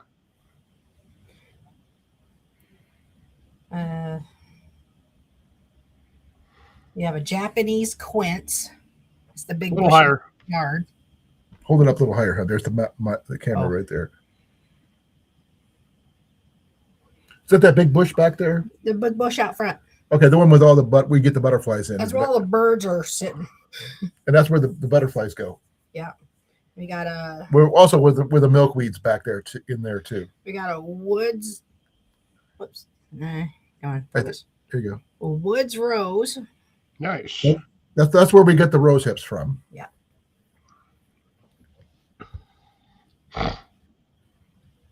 Okay, Eastern red columbine. Yep. That's what that one looks like. I know you're supposed to be able to do stuff with columbine, but I'm not Yeah. No, you're not. certain. It's a pretty flower. Just be careful it doesn't take pot shots at you. Got some ground ivy. Nice. You can use the flowers to make jelly. I saw someone on TikTok was making jelly with it. Oh, interesting. It's a plant. It's a mint. It's in the mint family because it's got the square stem. Okay. So yeah, those are the ones that are found in the yard today.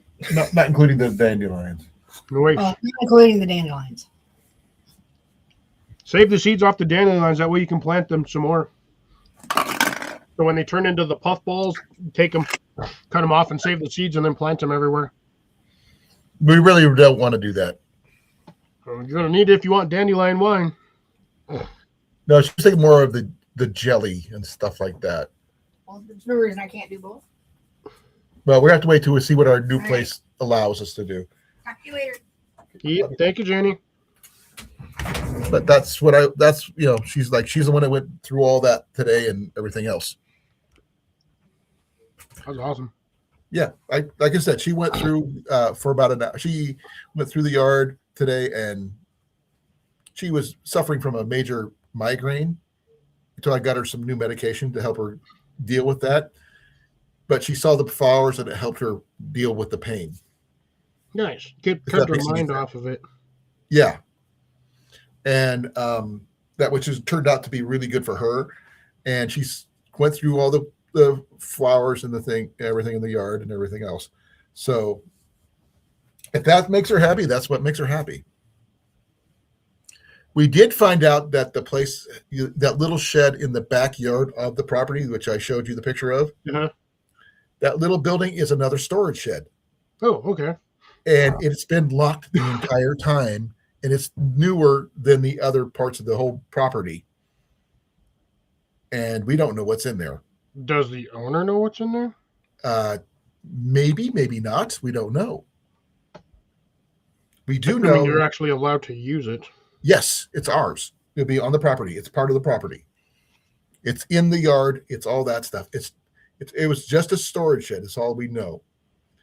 And I have a feeling, since it's a newer building, there might be something more substantial in there because it's got a big giant padlock on it. Yeah, I've been cutting that thing off right away. Ian says he picked up a lockpick set a while back. He wants to try picking it. He'll be on too. He'll be trying that for a while. I just going to tell That's him. not an easy task. I just tell him, give him some bolt cutters and just let him go to town on that way. That way we can, or unless they don't have the key. We're hoping that they have a key for it, so we don't have to do that. Well, if they have a key, then that means the owner knows what's in it.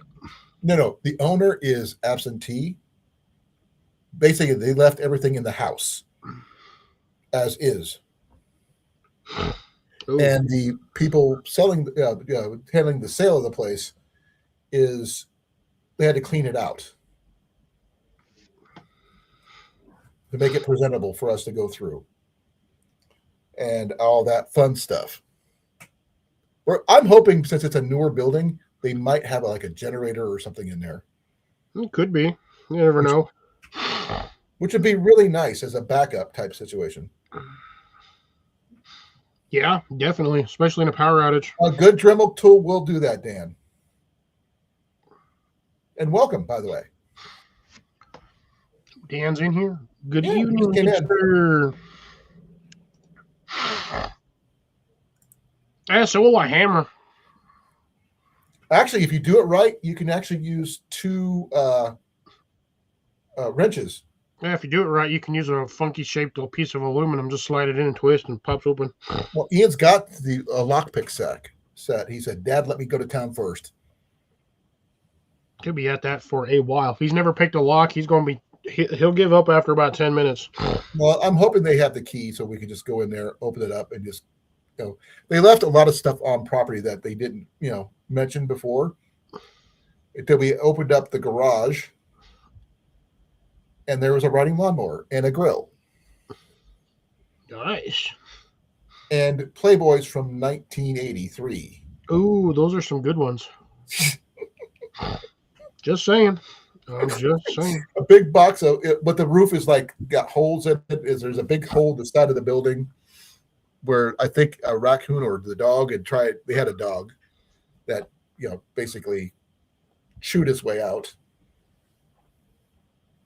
It needs a new roof, new gutters, the whole 9 yards for the garage. That's why I'm going to make it into my workshop.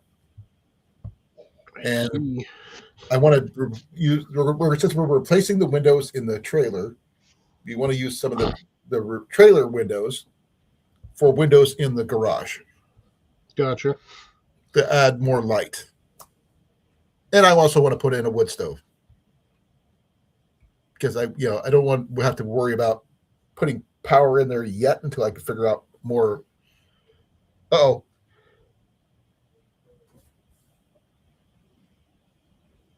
Thought I might have heard hail. No. I'll be right back. I gotta check.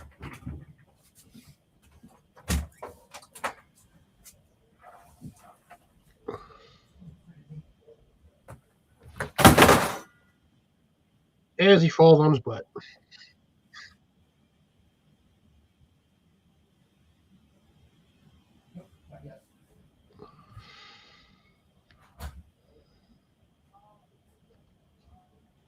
No hail yet, just a lot of rain and wind. But still, we would have heard the sirens if it was getting that bad. And yes, I did drop my fishing lures on the floor, but it's still in the case. It didn't open up this time. Gotcha. But I double checked to make sure that everything's okay. You need to set that thing on something that's not your desk or the floor. Well, I usually put it behind my desk, but I just set it over here. But I put it on top of my bow, which I should just move that. And put this in here.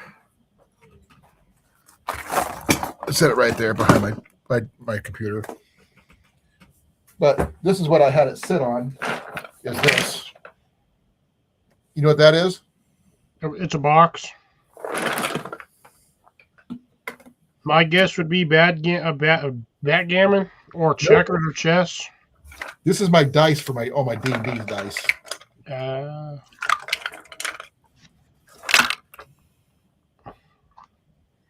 Wish I knew where all of mine were. I got like 200 of them damn things. Oh, I've got tons. I mean, literally tons. My favorite one, I think you might get a kick out of, Cliff. Fake ones? No, these are actually Vegas dice. Yeah. They look fake though. Well, actually, some of my favorite ones though. Let's see. My all-time favorite ones. That's a 12-sided. See if I can find a 20-sided one of these.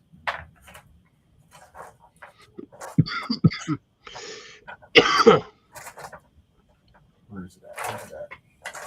Or the micro dice ones. Like this. Old lime green dimes. These are little tiny ones. Here's how you can tell the difference, Cliff.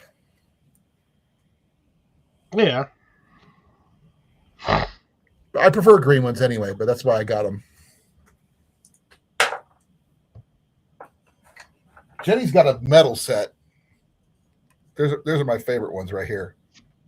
I like those ones. This is from Dwarven Forge, and they do woodworking and everything. He makes little cases and stuff.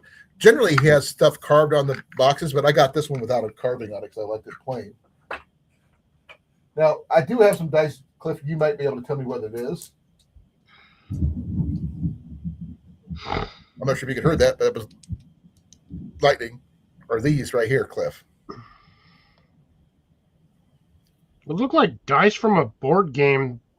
Well, they got one of them's got a yeah, minus and yeah, definitely negative and positive. Right. And then neutral. So that looks like a game where you're like a medic or something. My guess would be, so if you get a positive, you either heal or you don't. Or I got these. I don't have any straight up dice that like from like Monopoly or Yahtzee or anything like that. Not a Monopoly dice. You can buy those all. You can sell them at the store for like $4. But I've got a bunch of different colors. Here's a good one you might like, Cliff. No, I like that one. Jenny's got, like I said, she's got metal ones, but I like the green ones and the blue ones. There's a pearlescence red one. Got some. I got red ones like that. If I can find them. I used to have a pair of an old pair. No, here's the red. Here's the red one I was telling you about, right? Oh yeah, it's got blood red. For those people, the weather here is getting worse. We're now hitting the worst of the storms here.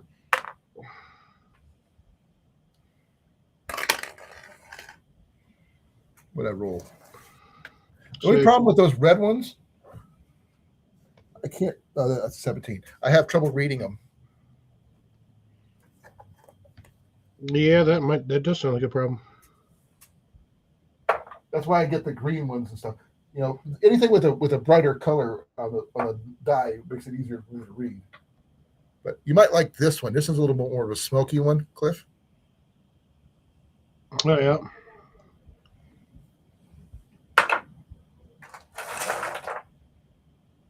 So what happened to Jason? He said he'll be back, and I don't know. Here's a green one for you, Cliff. Oh yeah, moss green. I like the green ones.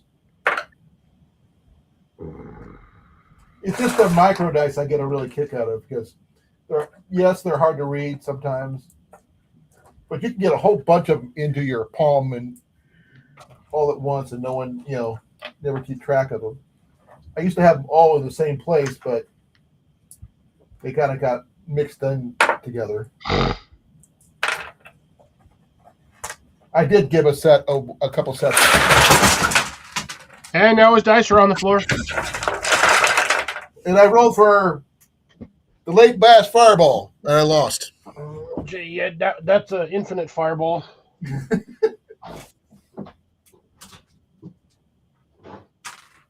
I was supposed to play D&D over New Year's, and I took a whole set with me and everything else. And I gave a couple sets away to kids because I thought it was a good idea because, they loved the dice, and I just said, why not? I can afford to give a set or two away, which I did, which I thought was really cool. And You'll be cleaning those up for a bit.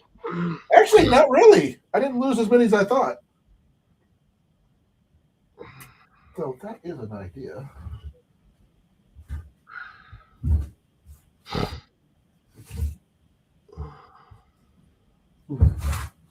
I thought I lost a lot more than I did, but the lid caught most of them.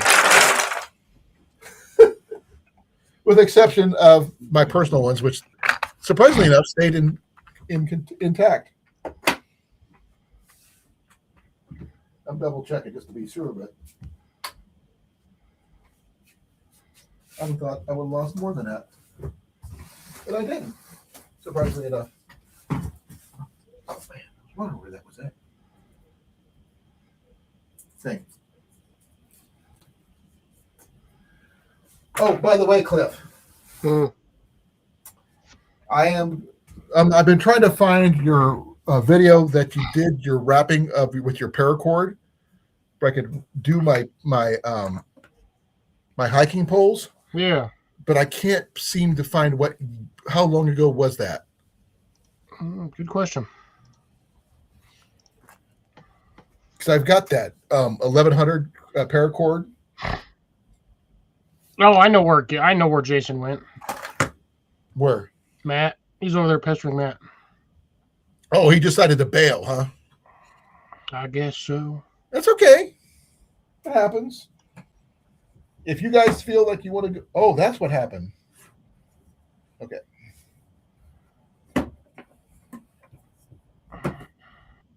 Lock this puppy up while I still can, and put it down on the floor where it doesn't do any more damage.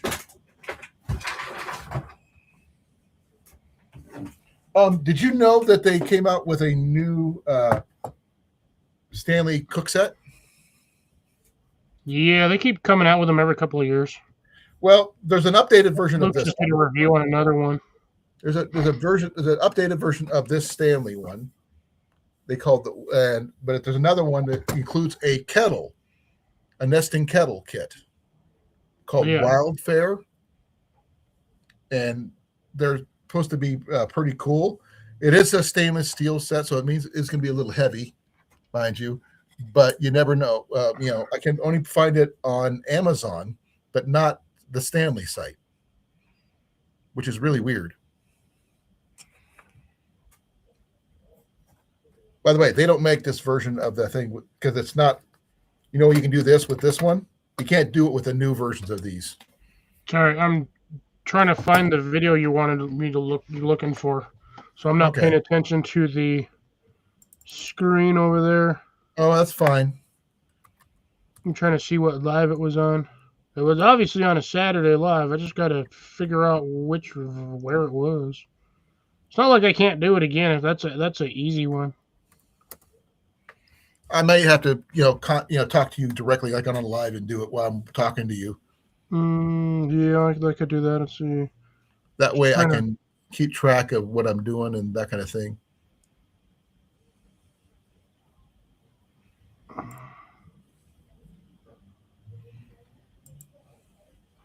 I'm trying to see my title because I don't remember what the heck I labeled that as.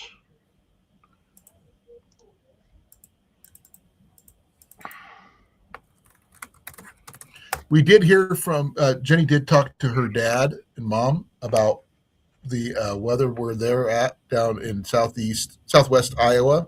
Mm-hmm. They made it through okay. Okay, that's good. So they're fine. They're only partially cloudy right now. Yeah, found it. Apparently, I did that back in 2024. Holy, it's already been 2 years. Yeah. So the movie, you're looking for knots to garden and bevies. Okay. Can you get the link for that one? Yeah, give me a second. I'll add that to my list and save that and watch it later. Did you? I'm trying to decide whether I want to go with just get some regular, kind of cord like this, Cliff, or actually go with regular paracord. I have the 1100 cord that I picked up a while back. It's a little heavy, but threw it in private. Okay, thank you. I'm pretty sure that was it. I'm gonna find out. Yeah, because it says the description is tonight we'll be doing a wrap tutorial for your walking pole stick. So that should be the one. Yeah, that's it. I think. Yep, I'm looking at it now. Yeah, they're showing the overhead shot and everything. Yeah, that'll definitely be something I'll save.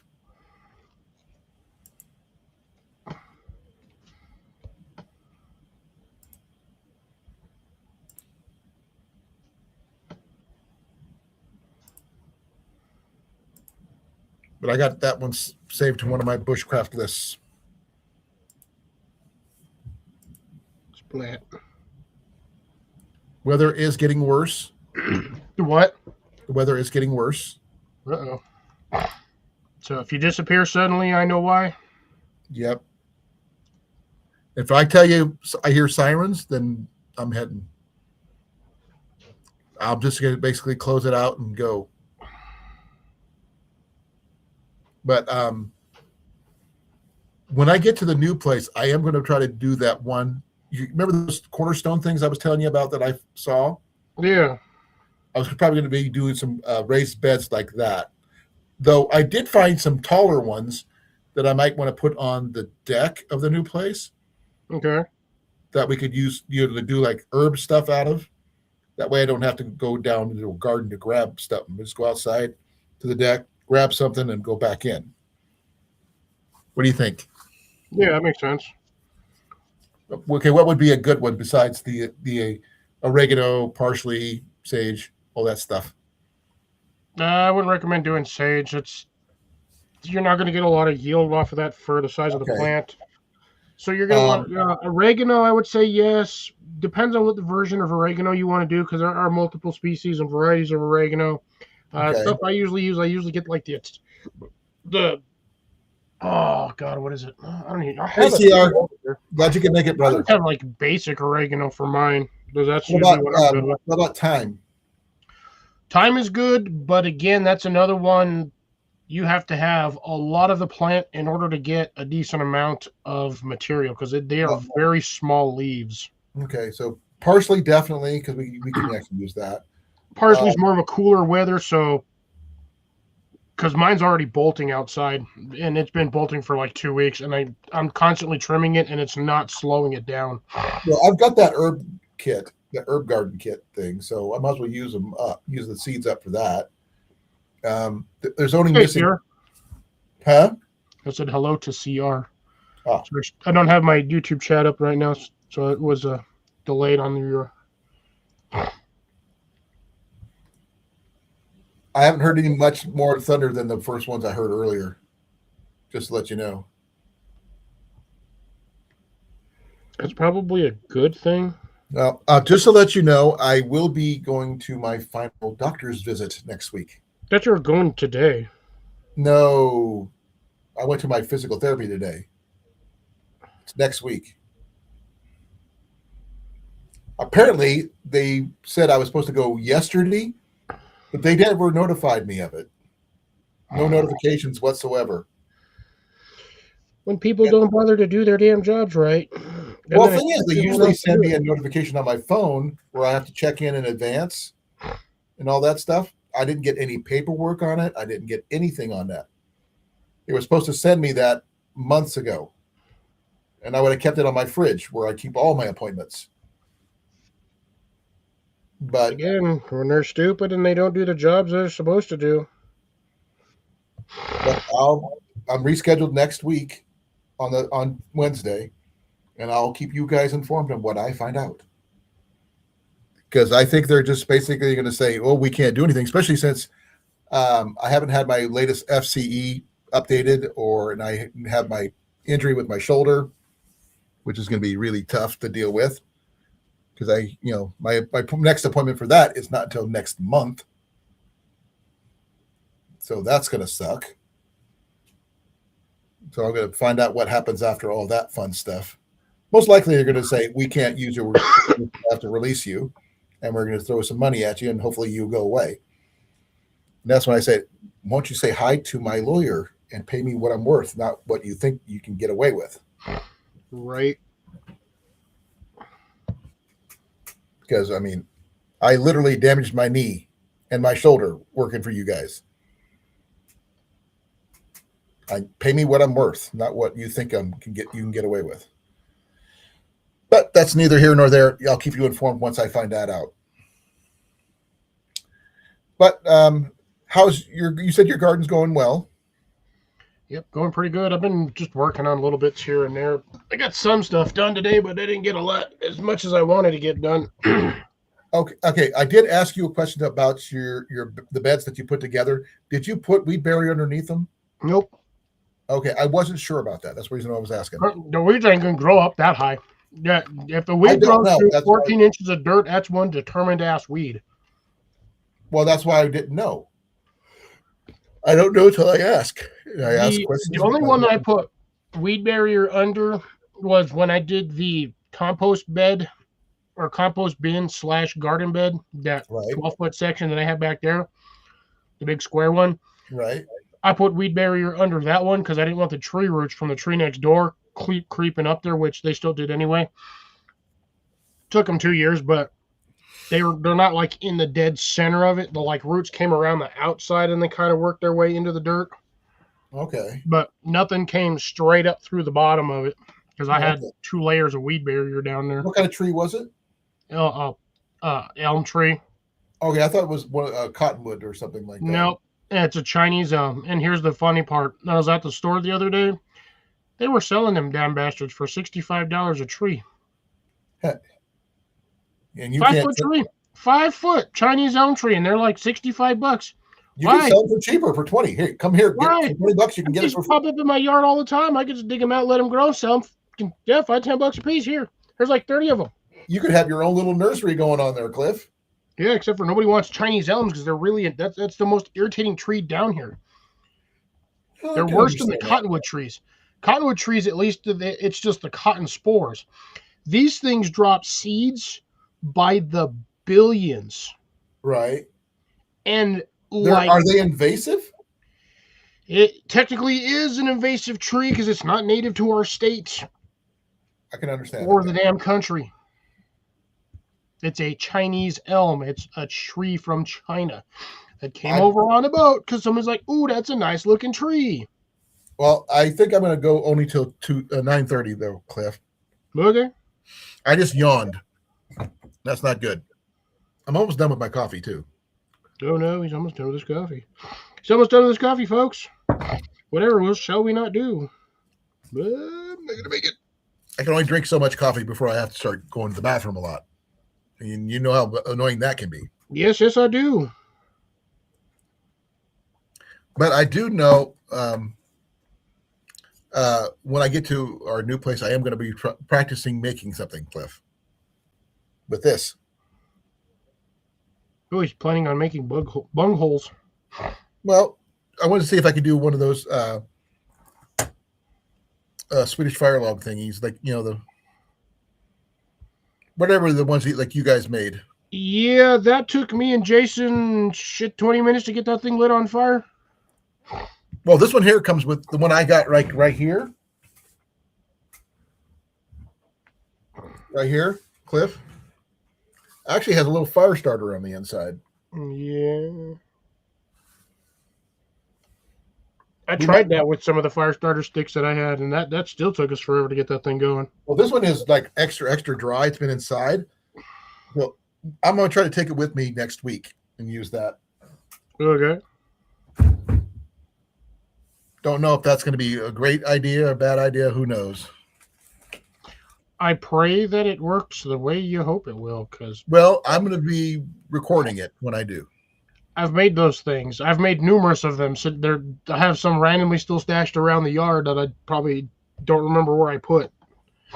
But I've made them outside though. Firewood. They're outside. My house. This one's been inside the entire time. Oh, you know, but mine are all. I just make various random ones in various shapes and sizes, and I usually use about a 2-inch auger. inch auger, 1 inch auger, inch and a half. I would love to find a case I can put this in, because this is the long version, not the little teeny versions that you usually see. But this is supposed to be good for bushcraft stuff. So Yeah, give it a well, yeah, shot. it's designed to make handles for hammers and furniture and pegs and whatnot.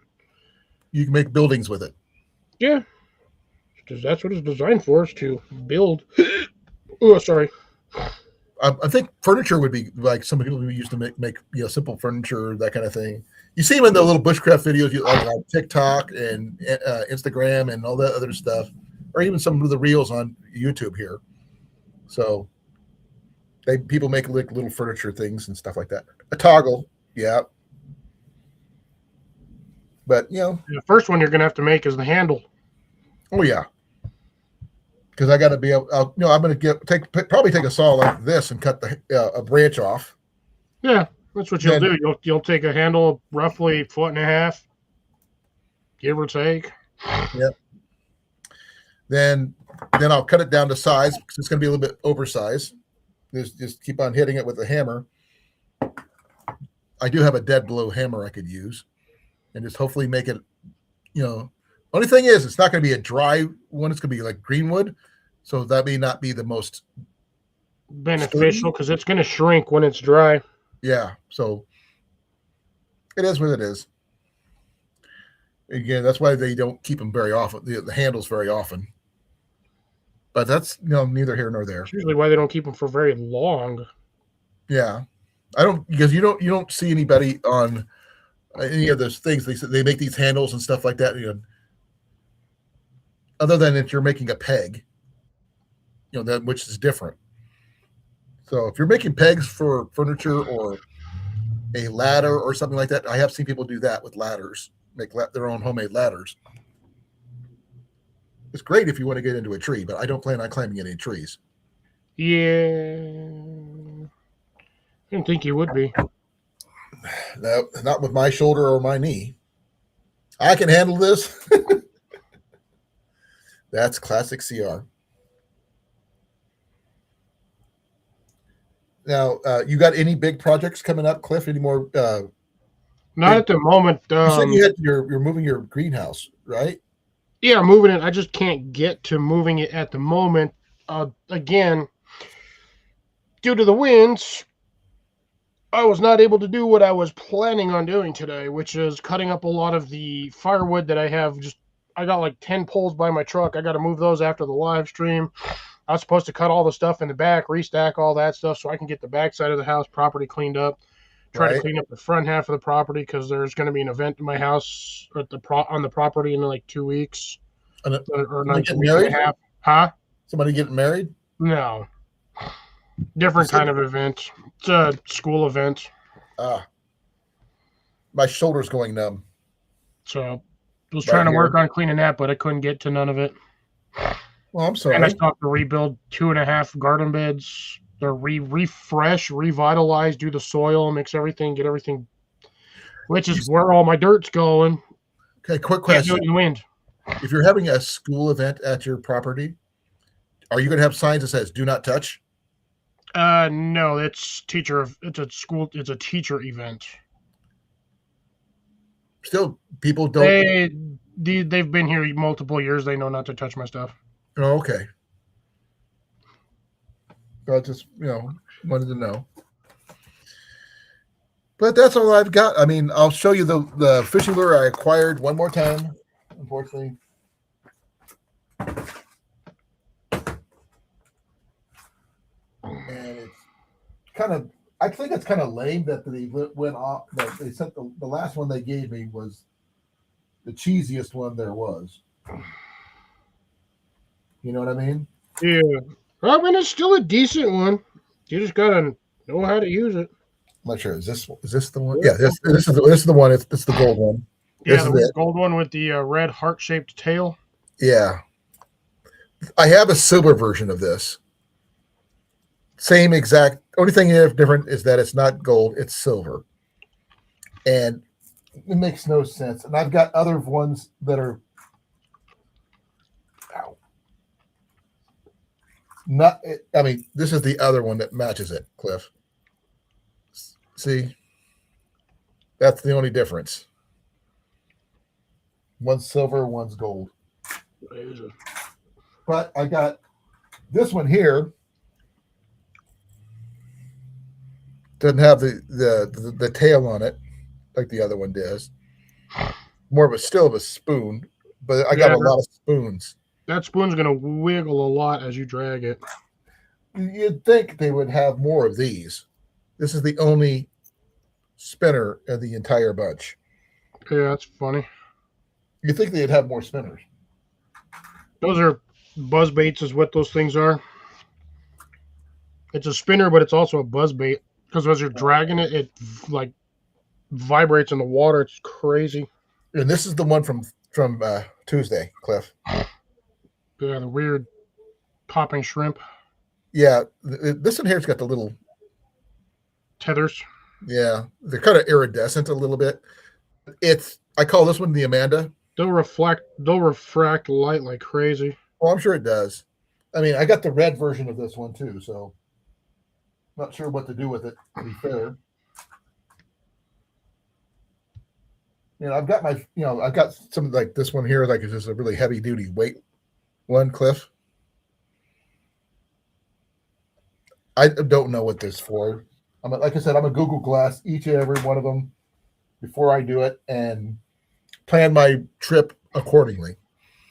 The trout one, and there's that little iridescent one with the weight. This one here is the only one of its kind. In the box. Huh? I said in the box. What do you mean in the box? Yeah, it's the only one of its kind in that box. Well, the only kind one I have, accordingly, but it's got the little jeweled eyes and stuff like that, as you can see.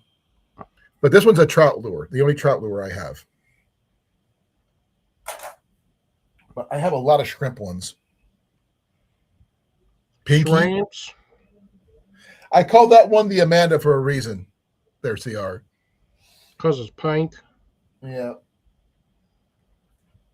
And I got my two froggies. They're basically the same, but don't change the color. It's the only thing that's different. Yeah, one's black, one's green. Well, this one here's got black and gold, or whatever, tassels. This one's got the fluorescent tassels. Green. That's the only difference. And I've got a couple top water lures, but not many. This one here, I don't know what this one is exactly, but it rattles. Yeah, it's a jerk bait. I don't know how to use those, so I just got to play it by ear. You just throw it out there and you just kind of pull back as you're reeling it in. You kind of flick the tip of the rod. I've got some I know that are diving ones, like this one here. It's got the really shallow spoon. Spoon. And I got some of these other ones that are really heavy duty ones. Like this green one here. Look at the spoon on this one. Yeah, that's a shallow one. Oh, that's a deep water. This is huge compared to, look how far it sticks out. Yeah, but look where your line attaches. That's going to be almost top water, but it'll be like a slight. It attaches right there. Yeah, it'll be like a mini diver. I've got some bigger ones. Let's see here. Did that one. There's a little one with a tiny little, right there, Cliff. Yep. That'll be like a popper. No. My popper is actually one of my biggest lures, which is this one. That's the only popper I have. Paparazzi. Yeah. Now, will I catch anything with these? I have no idea. But that's the whole point with me trying. But I have to make sure I know which kind of lures it's for. That way I can make sure I have the appropriate license for it. Because I don't want to catch a fish that I'll get in trouble for. Right. Because sure as anything, you catch something you're not supposed to catch, the DNR is going to just show up and check your license. That's how it works. And I don't want to catch something I have to keep because if they swallow the lure, that means I'm done for the day. I can't do anything else because I'm not gonna I'm gonna have to kill the fish to get it out, which really Yeah. sucks. Gonna have to do it anyway because the fish will probably die with that thing stuck in its gullet to begin with. Yeah, I'm not gonna release a fish with one of my lures in it. I'm not gonna do that. But then there's also the chance of me getting a snag too, and snags are gonna happen. I know this. And once it's gone, it's gone. I can't do anything about it. But I've got like 6 more minutes before I'm done. I actually passed out for a little bit today with Mac on my lap. He's in there with Jenny right now. Yeah, I took a bit of a siesta earlier because You look like you need it. dude, I'm baked. I mean, look, I got can see sleep, it, dude. but I'm wore out. I'm just generally worn out. Oh, I do have an update that something's going to happen on Friday. I'm getting rid of my braid. Oh, I'm getting my hair cut, dude. This is all going bye-bye. Rat tail's about to go. It's not a rat tail. It's actually an actual braid. It's what most people don't realize. It's not a rat tail. It's part of my whole hair. It's just that I'm going to try to donate it if I can. If there's no gray in it, I should be able to donate it to cancer, Locks of Love, that kind of thing. If they take it. If they do, great. If they don't, just get my hair cut because Jenny wants to get her hair cut and she wants to see me cut my hair. She hasn't seen me cut my hair in over 6 years. But I haven't cut my hair in years since my mom died, 20-some years. So that's saying something. But I'm a firm believer in, donating my hair for a cause if I can, I did it multiple times before. It's like I've done it like 3 or 4 times over my lifetime because after I got out of the service, I could grow my hair out, and that's what I did. It got to the middle of my back. I go down there and they cut my hair for free, and it helped people who needed it. If you're fishing for comments, Jabberwocky. That's a comment. Yeah, Jabberwocky. Flabberwaddocky. Damn, I gotta go do 40 more of these bastards. Oh, I got a quick question for you, Cliff. A quick woo? Yeah, a quick one. I know you have a gear bag in your truck. Yeah. It's not. I'm not exactly want to call it a bug out bag or a get home bag because I don't know what you classify it as. How far, on average, would you say you're a day's walk from your workplace or less? 11 miles. Okay, so you're less than a couple hours walk. It's all straight line. So majority of where my work is at versus where my house is at is I can pretty much, once I get to the main road, it's just walking down to the road till I get to the river, and then I just cut across the river. So you don't go a straight line, which is probably smart. No, it's all straight line.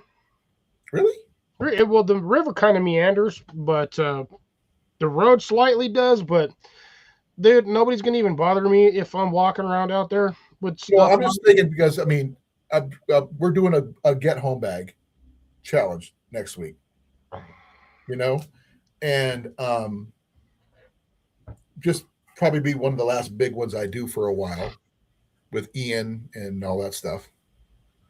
And we just wanted to, I'm going to try to do as much as low-key Grayman style for me, and Ian's just going to find whatever he can situation and see who does a better job. Well, see, the fun thing is because I have an inflatable item in my bag. If I absolutely had to, I could fill that up. Yes, I'll be wet. It will suck. Most of my gear is going to be fried after that because I do not have waterproof casing or bag stuff in there. Right. I could float down the river to get to my house. Well, you could do that. The one thing I don't have in my bag, which I should, is a pack liner of something, to help protect my gear, which I should. Had to use it. I want to think about getting a trash compactor bag type situation. Yeah, See the if I- contractor. I had like a 5 or 7 mil trash bag. right, but Yeah, my yeah, everyday yeah. carry bag is not that big, so I can't really use a really big one. But just something like that to help keep my stuff loaded. I do have a pack cover, but that would also stand out, being what it is. Yeah. I mean, I have pack covers. Don't get me wrong. I'm not sure if I have one on my desk. I do not. But I have one somewhere. Just got to remember where I put it. Well, I'm not going to worry about it too much, I think. What the heck is that? Oh, that's something else. Okay. But just wanted to, do something I could low key get home bag without people knowing what it is. So, I mean, whether it's going to be a satchel, it's not going to be military grade, but it's got to have all the essentials in it. And try to find something that's, low key that doesn't stand out while you're walking. Standard generalized school backpack. Yeah, but a guy my age carrying a school backpack, that's the issue. It's going to be an issue if you're walking around with a tactical backpack too. Right. That's true. Now, or I see maybe a computer bag, maybe satchel type. No, you're most likely to get tagged for whatever's in there because they're like, "Oh, there's electronics in there that could be useful." Well, yeah, possibly. Or just trying to figure out what would be the best. I mean, I got a bike bag or bike backpack and a haversack. like a I messenger got bag. everything I need. I can show them both of those. Well, I mean, I do have a messenger. I don't know. Well, it's this one, Yeah.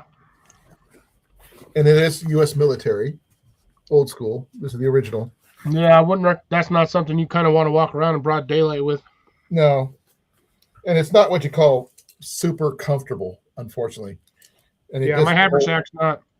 That thing's not comfortable either. That strapping, that webbing that Malcolm uses is a little rough on the skin. right. And but the thing is, you're also limited on what you can carry too.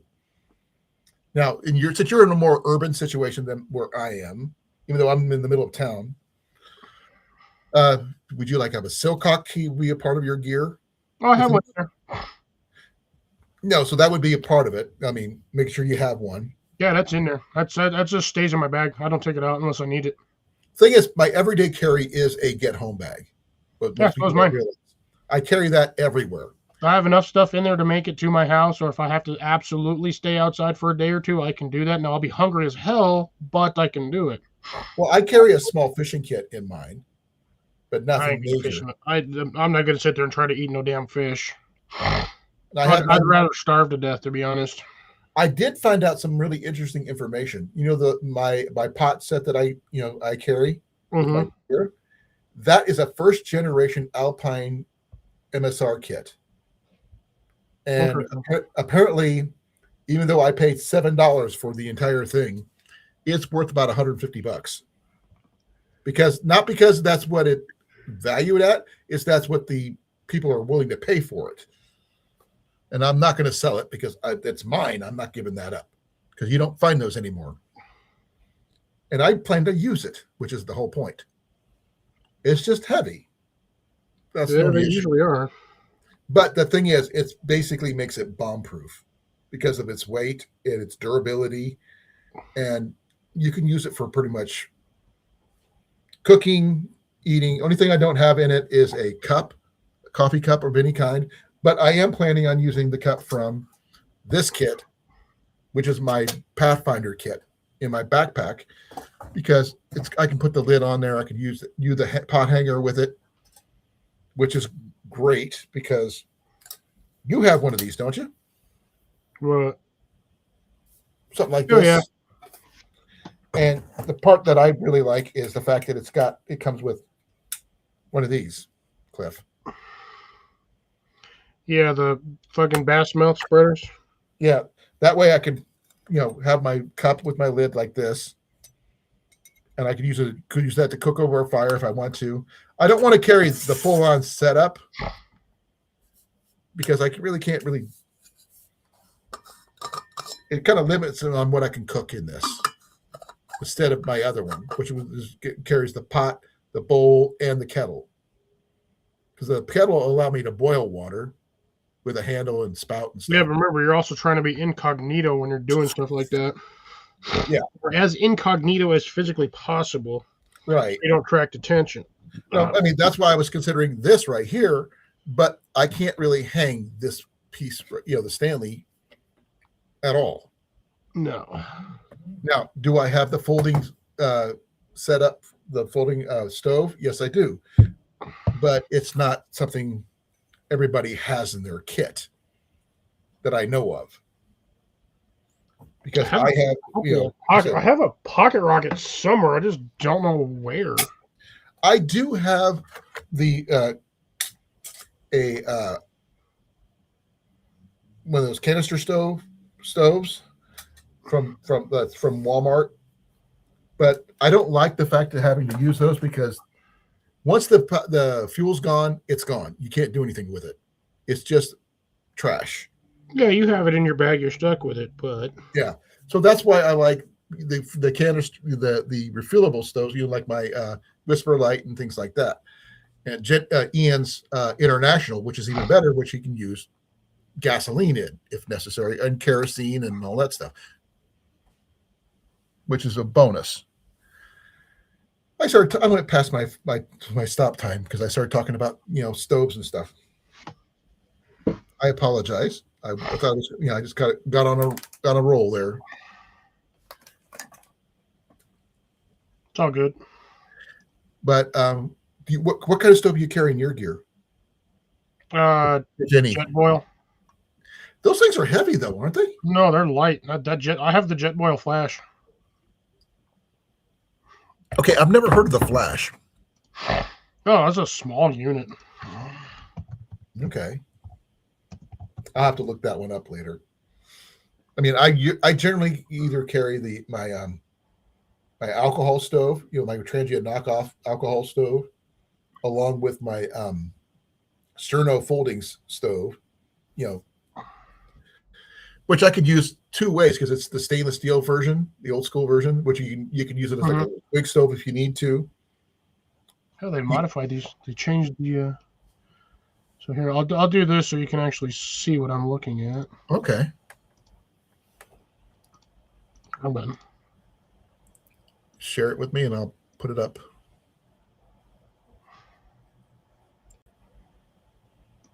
So this is the unit I have. Not the color in the unit I have.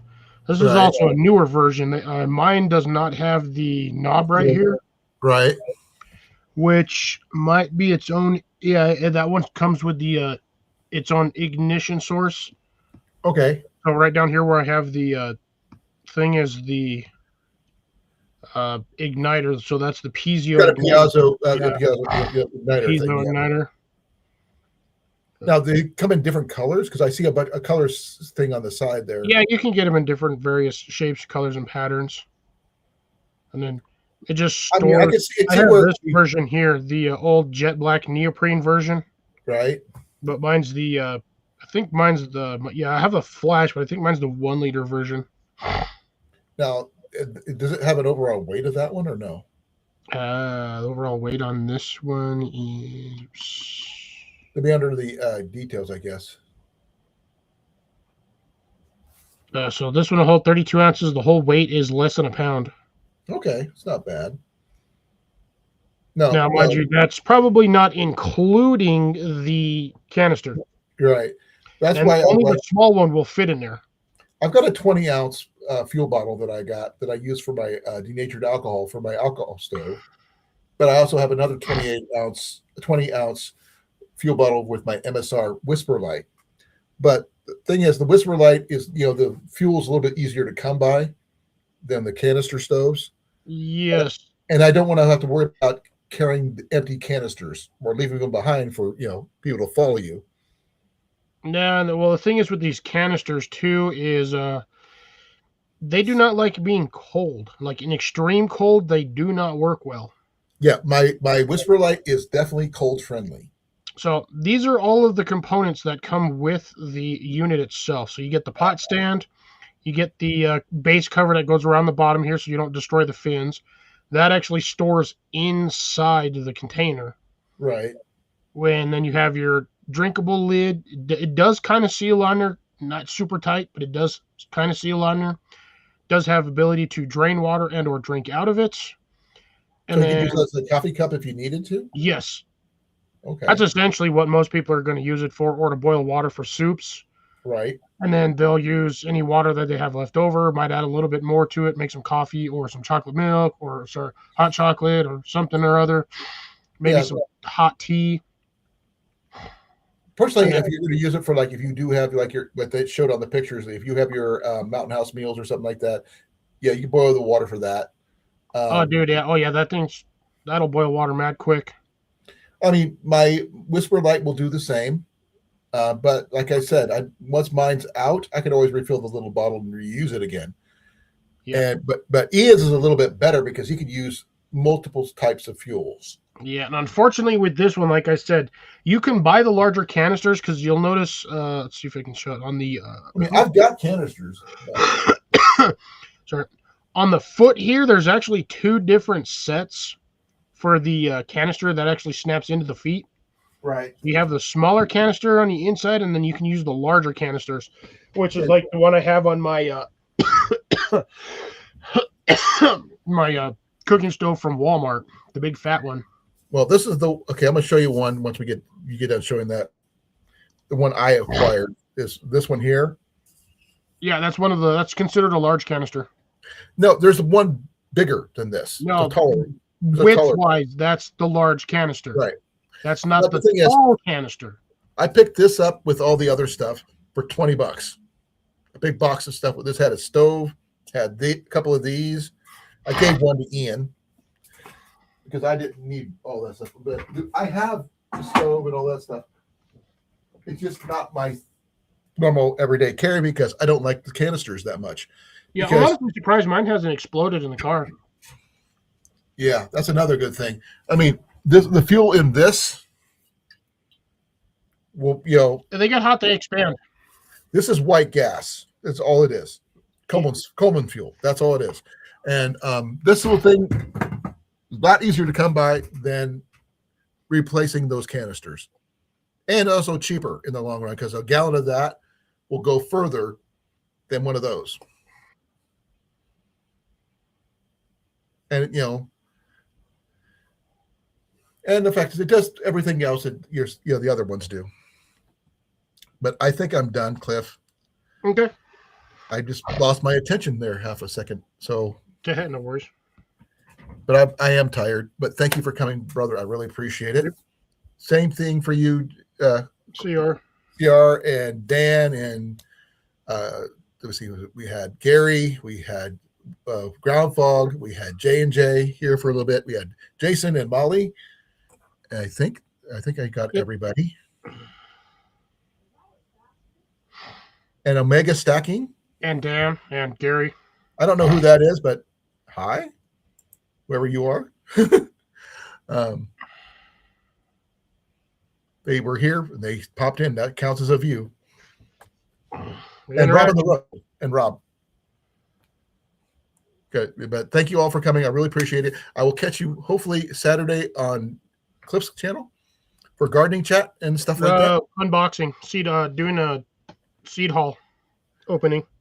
Oh, from anywhere in particular? From Bill. From Bill. Okay. Oh yeah, he did say you were going to send you some stuff. Hopefully it's going to be something really cool that you can really use really quickly. So be well, folks. Be safe. Love you all. And Cliff and I are out of here in 5, 4, 3, 2, 1. Lizard.